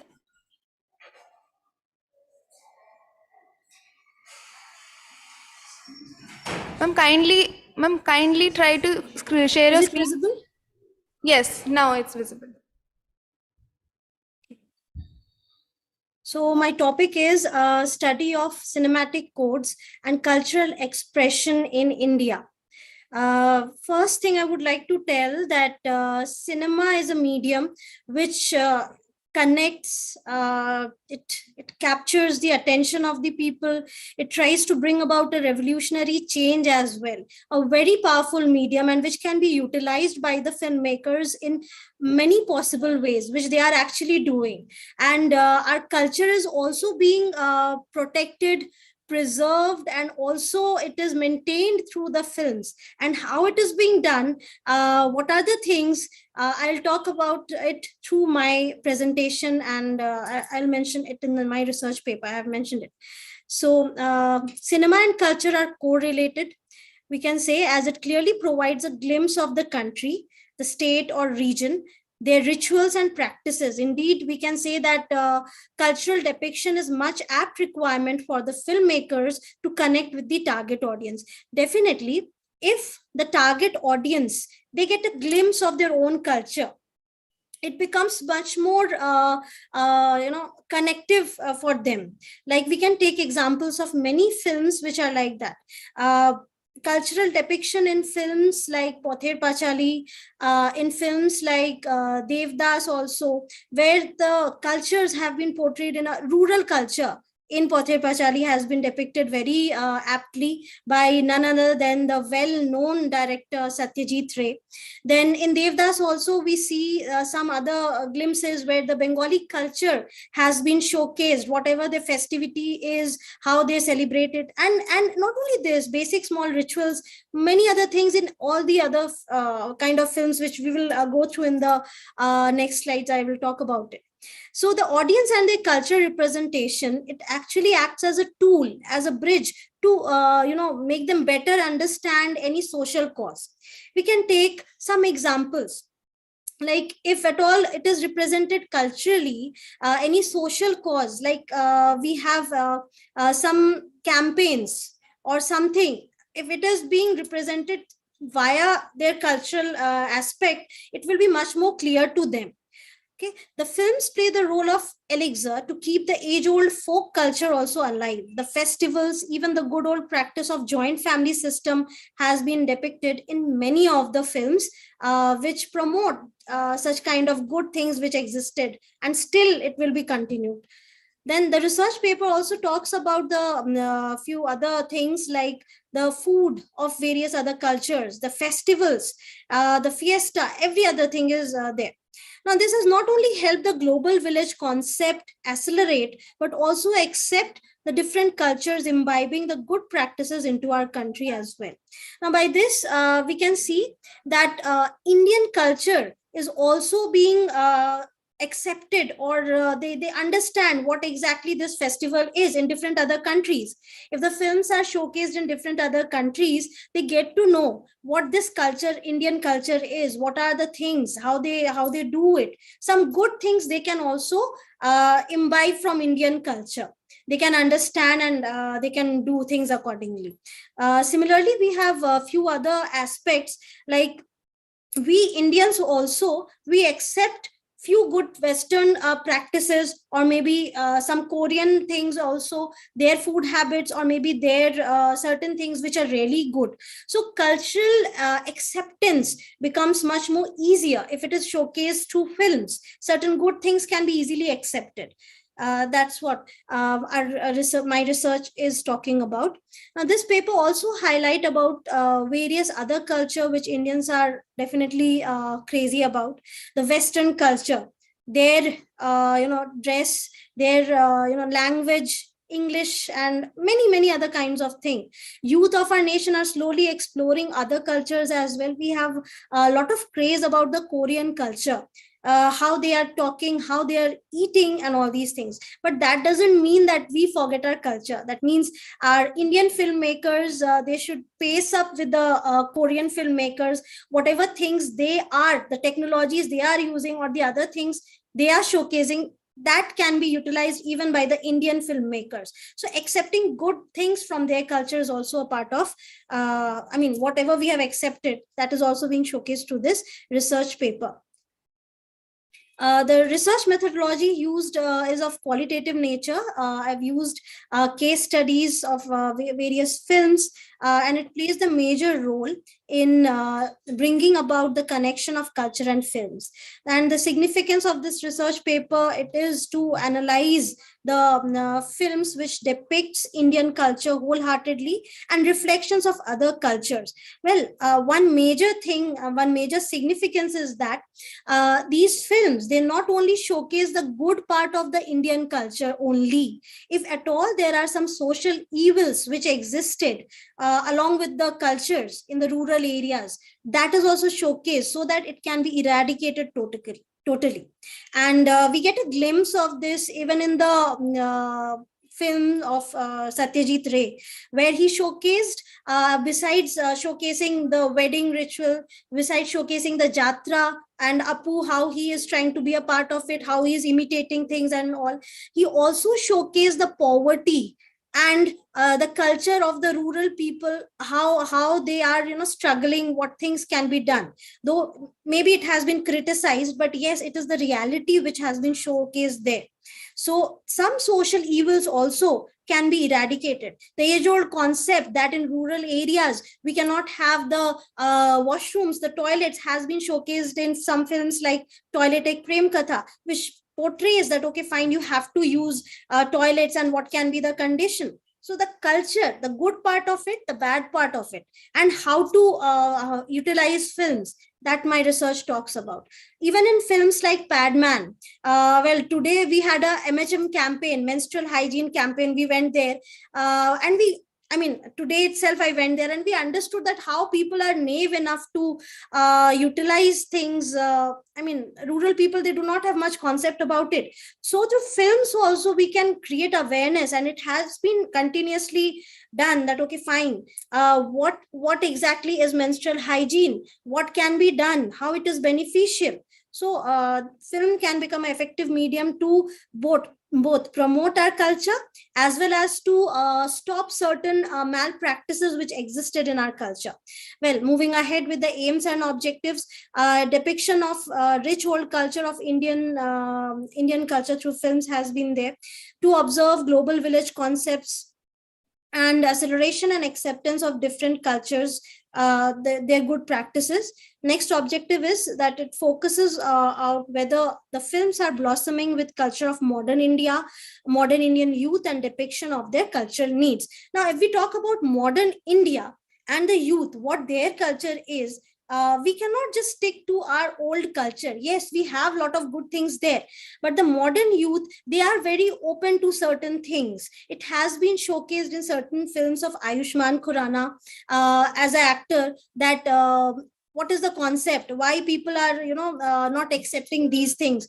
Badhai Ho, then Badhai Do, and few other films which talks about it openly, that when people are not accepting these things of modern youth, their culture, what else can happen? So people need to talk about it, showcase it through films.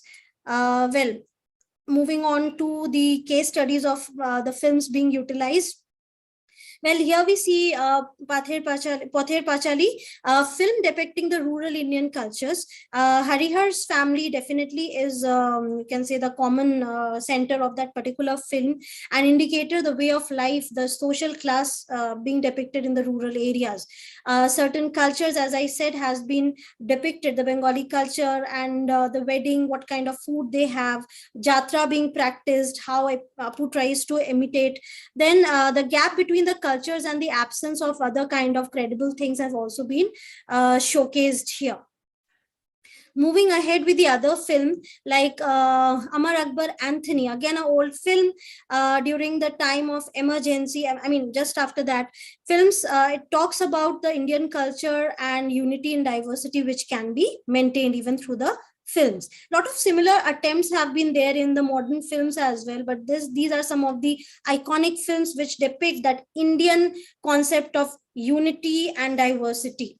And India had just come out of an emergency, and the central message of the film Amar Akbar Anthony was the very Indian quality of tolerance for our fellow citizens, whichever religion or faith they may belong to. A very strong message this gave. Moving ahead, now there are a few other films portraying the joint family concept and the old culture which we had in our country. What exactly it is, it has a beautiful portrayal. I say beautiful because it has been showcased in a very polished manner. But yes, it can be continued, not so lavishly, but through films of Suraj Barjatia, it has been depicted about the Indian family, the weddings, rituals, the joint families. Films like Hum Aapke Hain Kaun, Hum Saath Saath Hai, which gives audience food for thought to live in joint family culture. If the youngsters, they get a glance of this film, they get to understand that what can be the concept of joint family living together and how it can be beneficial. Well, moving ahead with few other things of a research paper, films with different cultural message from Indian history. Now, films also depict about the old culture, the historical aspects, what was the culture then. So films here like Jodha Akbar, Bajirao Mastani, they talk about the culture then, what was exactly the king, what were the kings and queens doing those times, what their culture were, and how brave they were, what was their, motivation towards fighting so many wars with the people and winning, what all things were there. So it is actually a motivational thing. A few other things which showcase the pre-independent era, like Lagan. Some films like Rang De Basanti also give a glimpse of modern people enacting it again. And then other films like Swades talks about how a person from abroad, he comes back to the country and doing things for the people there. So it is providing different cultural messages. Films decoding, again, we have certain films which decode the Indian folk cultures. Very new film, Kantara, has a, all know about it, how it has showcased the folk culture, where their god and the things related to it has been beautifully depicted. And in the rural area, the director took so much of pain to come up with all those scenes and sequences, what their beliefs are, how it actually happens. Then similarly, we have Jallikattu, then Ram Setu, again, few other things we can get there. Vikram Veda, Bulbul, again, some concepts which are related to the you can say spirits, but again, it talks about culture as well. Then films portraying modern India and its cultural demands. Yes, modern India means India is continuously developing and it's becoming open-minded in concepts, in its thoughts. It is accepting certain things. where certain things were a taboo. Talking about menstrual hygiene was a taboo. Films showcasing that. Talking about similar gender marriage, again, films talking about that. So certain films also depict these kind of things. Well, education Excuse system. me, ma'am. Sorry to interrupt. 10 minutes has exceeded, so it will be better if you can just brief it up. Okay. Yeah, I'll just brief it up. So these films like PK also gives a glance of the education culture in our country, what exactly it is. Sorry, Three Idiots, I mean to say Three Idiots gives a glimpse of the education culture. Then how strict it is, what can be done. The evils of our culture has also been showcased. PK talks about what exactly is being born in India like. There are so many things, there are so many religions, one person alien running here and there to accept which religion to accept, what not to do. But ultimately films have so much of power that it also showcases these kind of modern concepts. Modern India and youth, they are open to so many kind of things. Then Dream Girl 2 talks about the problems which the youngsters face when they know that they are they are open for same gender marriage or such kind of things. What problems the society can create, or what things can be done. Why not talk about it openly, what things can be there. Then, well, significance of this research paper, youngsters should not forget their good old culture, but also accept and the society should also accept the modern culture and things which can actually bring about a bit of liberalism and development again. Then I conclude that Indian films can definitely create a magic amongst the masses to raise any social cause, to highlight good things about our culture, to bring about a lot of changes in society. The cultural things can be preserved, maintained, and modern culture can also be well accepted. It can be done through the films. So films become a revolutionary medium, and it also updates the people's demand for new modern culture, which Yeah, has provided. we have to wrap up. I'm sorry, we don't have any more time for you. Yeah. Okay, sir. Thank you. It's just. Oh. Thank you. What I found fascinating about your paper was that it really interfaces the first paper that we had from Vandana ma'am. So, these are papers that talked in different terms about the same issues or vitally the same issues.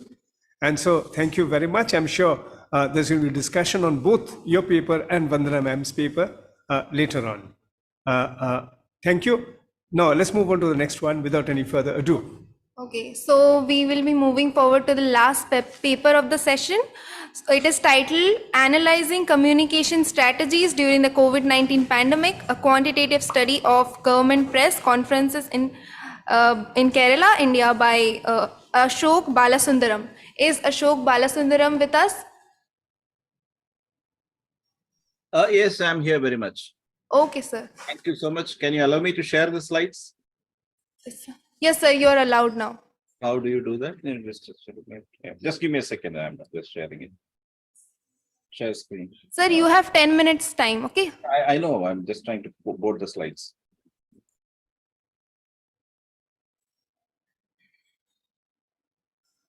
PPT, PSD, PPT.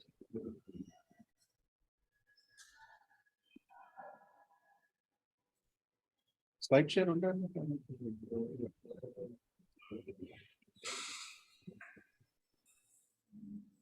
There was an icon slide share here.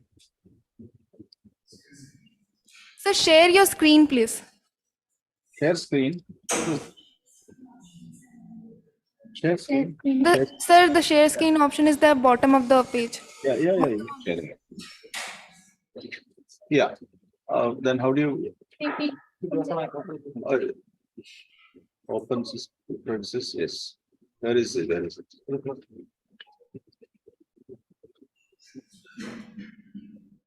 Which one was this? The second one. So now open your PPT. Right. Are you getting it?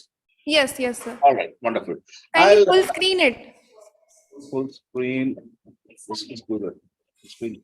So upper right hand corner. Are you getting it? Yes, sir. All right, wonderful. So my paper or the slides or data which I'm going to present to you is on the relationships between the use of social media and voting in a select sample in a population in Kerala.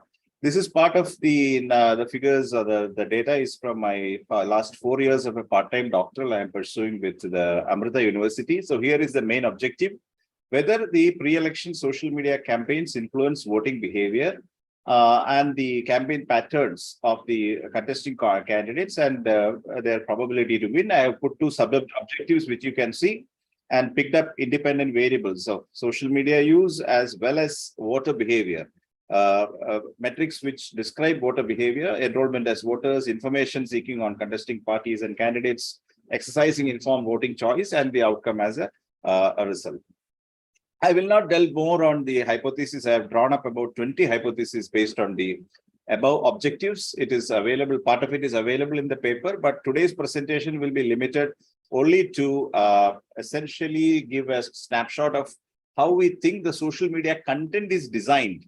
Limited today is content is designed so as to sort of project the functioning of the government.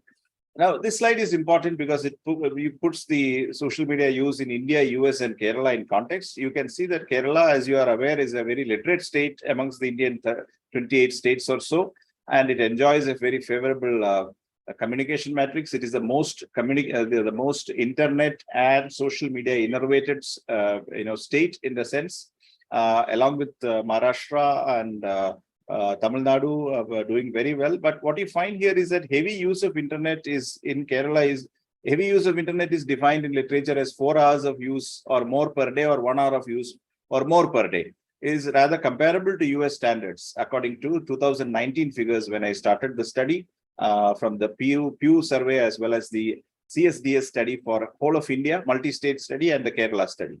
So another feature of Kerala's use is that the female use of internet is above the male use. In that sense, it's comparable or more.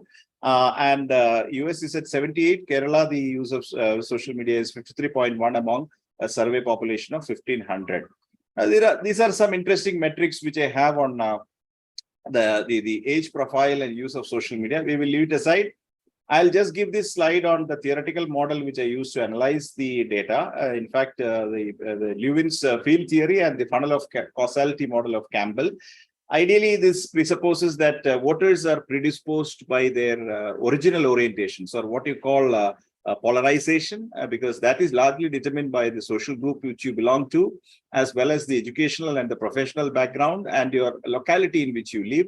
And even in large-scale elections, countries where large-scale elections are conducted, traditional studies prove that only about 10 to 12% of voters ever switch their allegiance. So what is known in the Indian electoral literature by Pranay Roy and others as swing, meaning people voting this side, that side after elections, is just about 12%. So that the rest of the population is moored into your identity factors or predisposing factors on a long-term basis. That is why you have registered voters for Democrats and Republicans in the US. Similarly, states in India have traditionally Congress voters, anti-Congress voters. So that kind of orientation is very basic.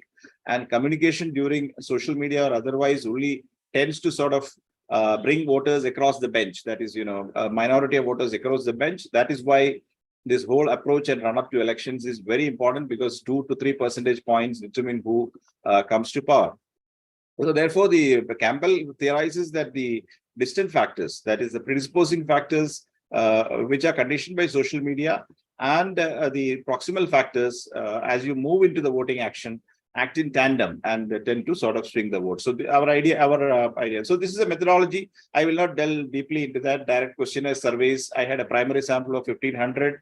Then I went into analysis of content, which was presented to the Kerala voters in the 2021 elections. We basically analyzed 118 videographs which were put by the government on its development actions, and discussed the same with focus groups of 150 members as to how they sort of analyzed the whole content. This is the conceptual framework. Again, nothing dramatic there, except that my sample size I increased across to 1,500 later, and 118 videographs were analyzed, and we asked 280 candidates as to how they responded to this increased social media innovation, and asked 150 informants to give us how they received the video material. I'll move into some of the results I got in methods 3 and 4. That is the what kind of content were put out to influence the social media. I analyzed these videographs, which were largely pertaining to the COVID control initiatives of the government, because it went right before the elections. We identified the independent variables to be the rate of prevalence of the disease and also the forthcoming elections, which finally happened in April 2021. And we categorized the content which the government sent across the social media into these 13 categories based on a pre-review. And we also assumed that the conceptual model could be that the rate of prevalence of the disease, that is the ongoing intensity of the infection, and the fact that the government is facing an election in April have an influence on what kind of content which the public relations department is putting out. Kerala was very different in the sense that every day from 6 p.m. to 7 p.m., the government addressed a live press conference to the people, telecast over social media, video channels, etc. And those materials were readily retrievable. So we analyzed as to what all topics were handled and what could be the possible drivers of disease. We categorize the video conferences into two phases: early phase of the disease, later phase of the disease. And here is an analysis of the duration of the press conference with respect to the pre-identified variables. So you find that as you go along later, the content tends to sort of move from core COVID content, which are mainly in the blue, through the greens to the yellows. So as you move along, you find that more miscellaneous political, economic, socioeconomic factors are also coming into the whole content of the press conference. That gives a glimpse of how the various contents of chosen categories of discourse were sort of styled at. I'll just flip through. We looked at the correlation coefficients. I will not deal with these correlation slides in detail because I have just 10 minutes. My paper contains the correlated factors and the non-correlated factors, which are described in detail. But one would find that essentially the correlated factors had two sets of outcomes. One is that those have a natural correlation and some which showed a divergent correlation. For example, the lockdown control measures taken by the government and the actual phasing of the lockdown did not reflect in a correlated fashion in the content. They went in two different phases and things like that. So the principal, the component analysis in this parallel plot showed that about 21% of the entire content was determined by two factors, which were primarily the intensity of the disease and the days remaining to the conduct of the election. So to that extent, we get a confirmation that the government press conference was rather scientifically designed, or some thinking went into it, and it served its purpose from the point of view of controlling the disease, because when the disease was high, you talked more about the disease. And as you approached elections, you started dealing with other subjects which might be of advantage to you, because all this content is theorized in subsequent literature to have had influence to the Kerala's voting, giving a very good support to the incumbent party with about 44.6% of votes polled in favor, 5 percentage points difference with the second front. So this is the correlation which you can see with the RT intensity of disease and the press meet. So there you can find that essentially whenever the intensity increased, the press conference of roughly 50-55 minutes dealt more with the core COVID issues like the disease spread, the vaccination campaign, the care centers opened, and therefore so on and so forth. So that was had a fidelity to that extent. The duration of the press conference, or total duration, was also determined by the RT which was prevalent at that time. COVID control measures gelled for a good time. You can find an initial lag, but then in the later phases, these are weekly intervals. So in this initial lag, there was lack of coordination, but later the COVID control measures and RT correlated very well. Precautionary measures also sort of reflected the disease burden in the, when I say precautions, the precautionary time in minutes spent for advising precautionary measures.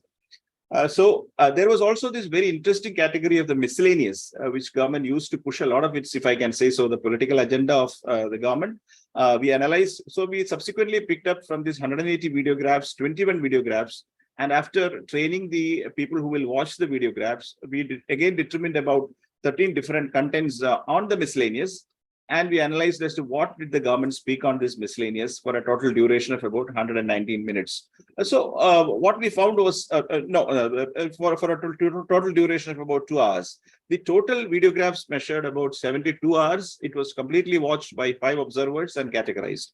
Now here is the cut of the different, you find interesting categories emerging, like criticizing the opposition party, the policies, talking a lot more on government initiatives and schemes, even matters which could be unrelated in the sense matters of religion, hate speech, judgments, price of essential commodities, administrative matters, and even the features of digital and social media. Kerala press conferences were interesting because all of them were conducted by the chief executive. Subject person was the chief minister, so he chose to address, and these videographs are supposed to have had a very useful impact for them. So we also analyzed the shift of the miscellaneous categories from these 13 categories across time. That data also I have presented. And we picked up the main government schemes, which he talked about in detail, which seem to affect and the agenda of the government, as well as influence the voters to more extent, like these core programs which he wanted to present. Therefore, there was an effort of there. These I will skip these slides for the sake of time. This is just the observant analysis of the same press conferences. We picked up 150 respondents, of whom 50 were women representing self-help groups, 50 were university students, and 50 were school students. And we looked at how they assimilated, how they sort of responded, or how they sort of viewed these press conferences, and using a questionnaire survey, 15 to 45 questions from each group, tried to see how they assimilated. One of the core findings, I will not run through all the findings. Number one is that Kerala has a digital innovation which is comparable to the OECD countries. Therefore, the candidates as well as electors are increasingly using social media as a tool to sort of reach out to the voters. Voters are using it as in a reverse way to influence the decision makers as well as influence the policies.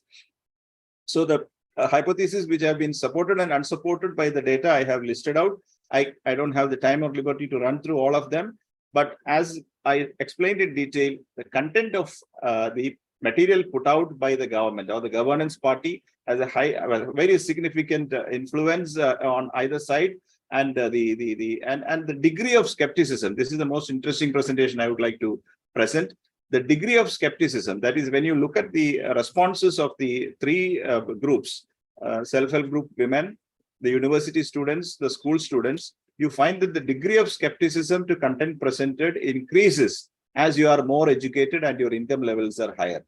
The voter empathy for what the candidates parties put out is much more in the lower groups compared with the students. The more educated, my university professional group gave the most critical commentaries on the content which was delivered, suspected the quality, the tonality, the sincerity, were more critical in their 45 questionnaire responses. So therefore, we have come to a provisional conclusion that particularly governance parties addressing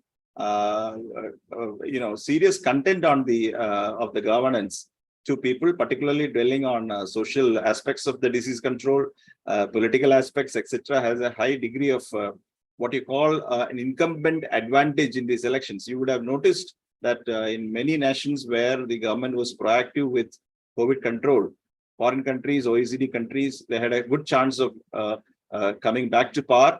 In Kerala, in India also, generally, except for the state of Tamil Nadu, incumbents rode what you call the COVID sort of advantage in many states. So therefore, my study gives a little bit of insight into how the government used the opportunity to sort of reach its message more powerfully across social media to its electors. My study has 4 different methods. I have focused only one method and just about another.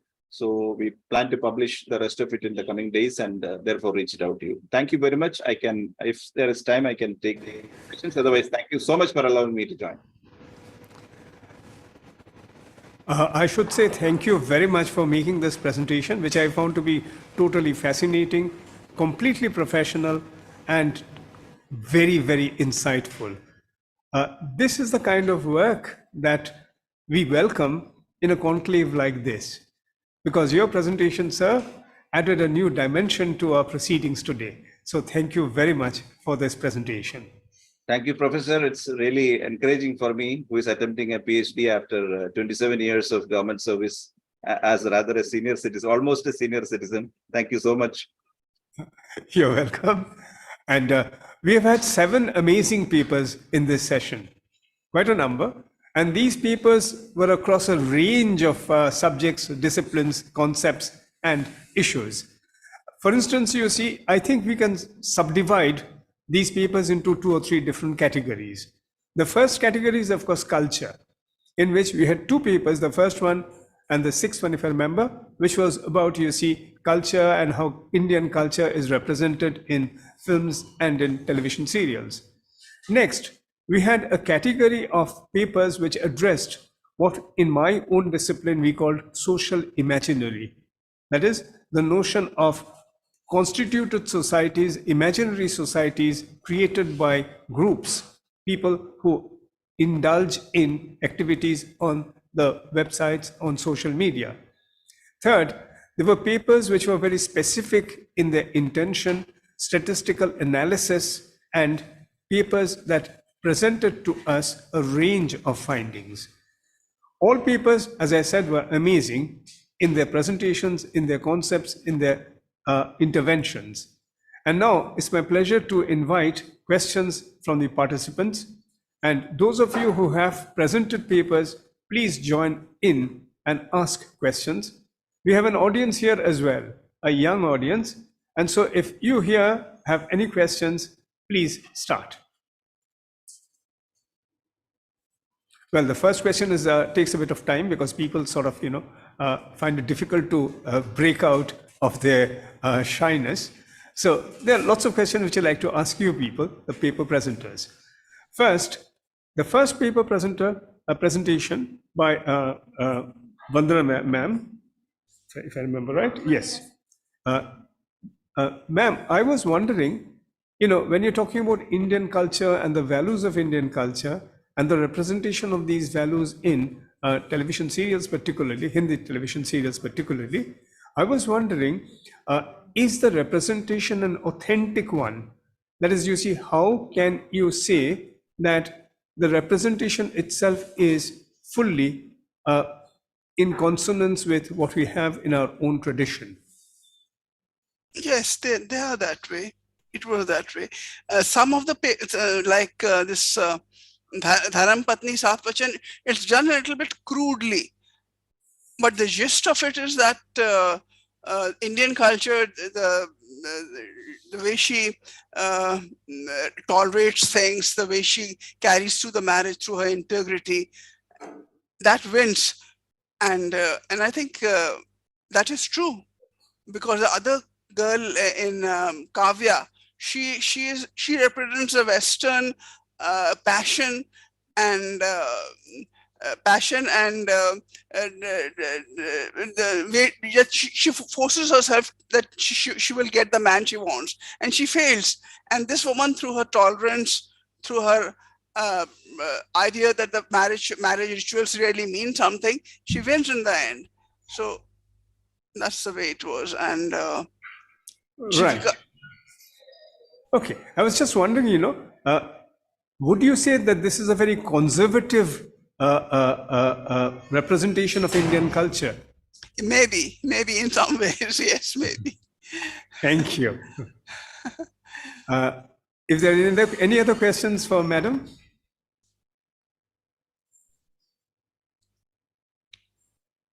If not, I'm going to take this in random. I'm not going to ask, I'm not going to say, okay, that was the first paper. My question on this is this. This was the second paper. I won't go into that. I will ask a question to Priya Shom. Priya Shom, this is something, entirely out of curiosity and nothing more than that. You showed this poster of Pothir Panchali. As far as I remember, that is not the original poster, but a remade poster, which was, I think, around 2000 or a little after that. Am I right? Is Priya Shom with us? Priya Shom, are you here? No, she is not here. She must have left. Yes. Never mind. The next question that I have is for, yes, Iram Taslim. Are you there? Yes, sir. Wonderful. Thank you. Iram, you were talking about virtual marketing. Could you elaborate on that a bit, please? Well, sir, can you speak again, sir? Couldn't get. Did you talk about virtual marketing? Sir, not specifically. I have talked about virtual marketing. I have talked about how people have youth have been engaged in social media and how they perceived it their own world and exercising their own authority. Okay. You see, this is a question to all the papers that addressed social reality or the social media. My question is very simple. You see, social media never can equate reality. For the simple reason is, you see, in reality, we use 5 senses. In social reality, we can only use 2, perhaps Yes. 3, not even 3. Yes, sir. Okay, so you see there's always a gap between your representation in social media. I mean, whether you're posting a photograph of yourself, whether you're posting a video of yourself. Okay, Yeah. so you see it's essentially audio visual and the other sensations are completely absent. And if I may make a small intervention here, you see, one of the ways in which the bodilessness of social media, bodilessness by which I mean, you see, physical presence is not there in social media. One of the ways this is sought to be rectified is by using emojis. Yes, If you sir. think of it, an Yes, emoji sir. is just that. It's your body that you're representing in social space. Yes, sir. Okay, your Very reactions to this. Do you agree? You disagree? Yes, sir. I'm very much agree to it, sir. And emojis, even GIFs, GIFs, and all these kinds of things, sir. When we post cartoons, memes is another thing, sir. Then display picture of which we want ourselves to perceive by the community, in the community, sir. So all these are the language, the high languages like scales, smiles, and all the emojis which you have talked about, sir. They all are becoming virtual language, like what you have said, virtual marketing. Through all these techniques, people are doing their own virtual marketing, and they want to get, in a world where they want to identify themselves from all these things and want to make a world a better place where they can identify through what they want to be get perceived by the people in their own community, sir. Right. Thank you very much. Incidentally, could I have the young lady who presented on Taylor Swift, the Swiftian? Thank you so much. The Swiftian was? Yes, sir. I'm here. Wonderful. Yes. Now, I was wondering, once again, a very professionally presented paper, very factual, very informative. I was just wondering, you see, when we talk about the individuals behind show business, my perception is that the individuals are not really individuals, because you see, there's a whole backup of a marketing team behind the image that is created of the performer. Yes, sir. I was wondering about the marketing team behind Taylor Swift. Yes, sir. I think the individual eventually fades away and the individual becomes a brand in itself. So it's definitely the marketing team which is behind the whole concept and the whole strategizing. It is just that they are leveraging the name of the artist to gain, monetization or engage with followers. So that is why, hence, it's a strategy. Absolutely. And which is fascinating, isn't it? Because you see, what is really happening is business. Yes, sir. And the consumers become the receptors of a commodity. Definitely. Yes, sir. I agree. Isn't it? And, maybe, I mean, once again, just a suggestion for you, maybe you can, think on these lines in the future.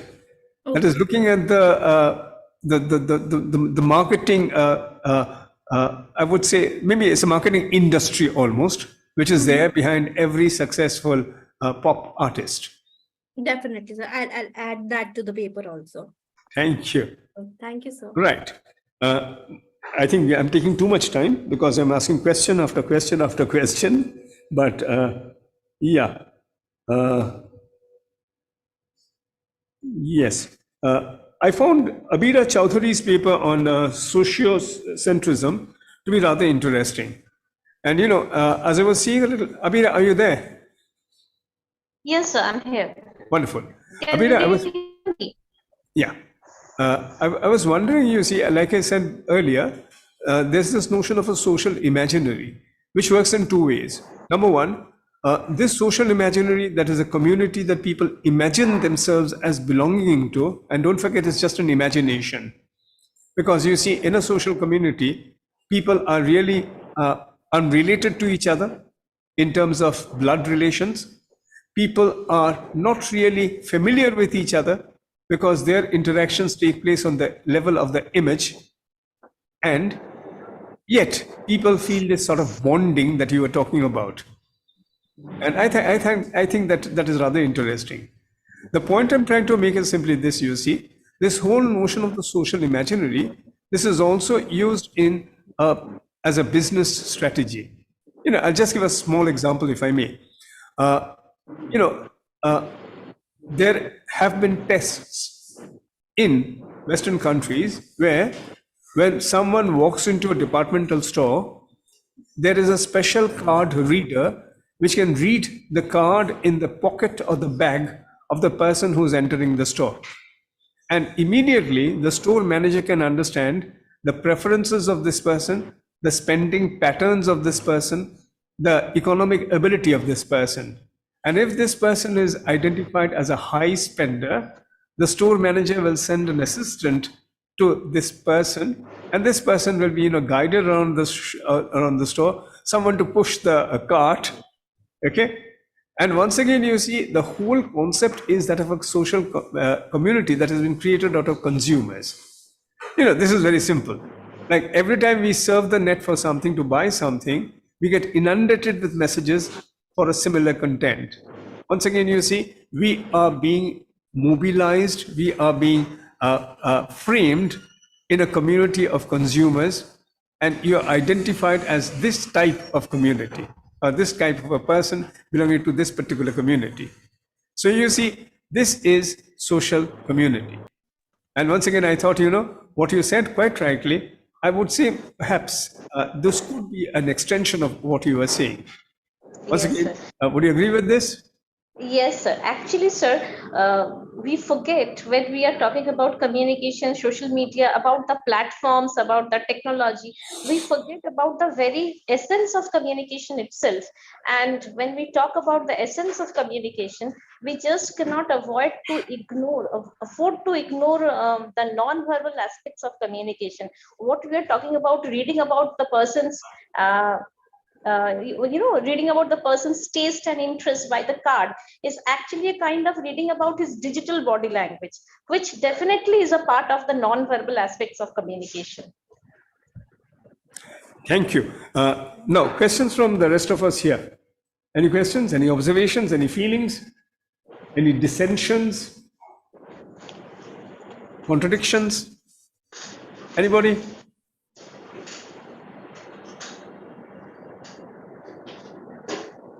How about you? Any question?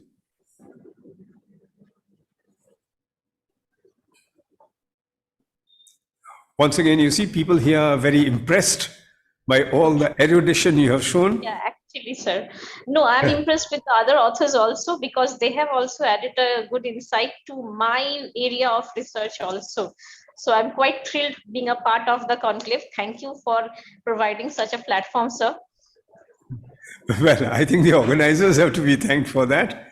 Because you see, I'm part of this university too, as I'm sure you know, after the introductory remarks about me. But if I may say so, the Department of Mass Communication and Journalism is one of the strongest departments in this university. It is a dynamic department. They do a lot of work. And once again, you see, the opportunity like this is to have so many scholars from so many different places of the country to come together, share this platform, share this space, give us your ideas, so that, you know, we go home enriched. Thank you very much, each and every people presenter. I haven't asked everybody questions, obviously. One of the reasons is that time is running out. We have other programs a little later, and I think it's time that I have to pull the curtain down on this particular session. And once again, all of you, thank you very much. And if I may say so, it was a very wonderful presentation by all of you. Thank you. Thank you so much, sir. Thank you, sir. So I would be concluding the session by extending my gratitude to Subir sir for sharing his invaluable knowledge and suggestion with the participant and the audience. I would also like to thank all the participants for presenting their research papers and showering knowledge to the audience, and also to the audience for being all ears to the scholars. This was the day 3 of the second National Media Conclave. Thank you.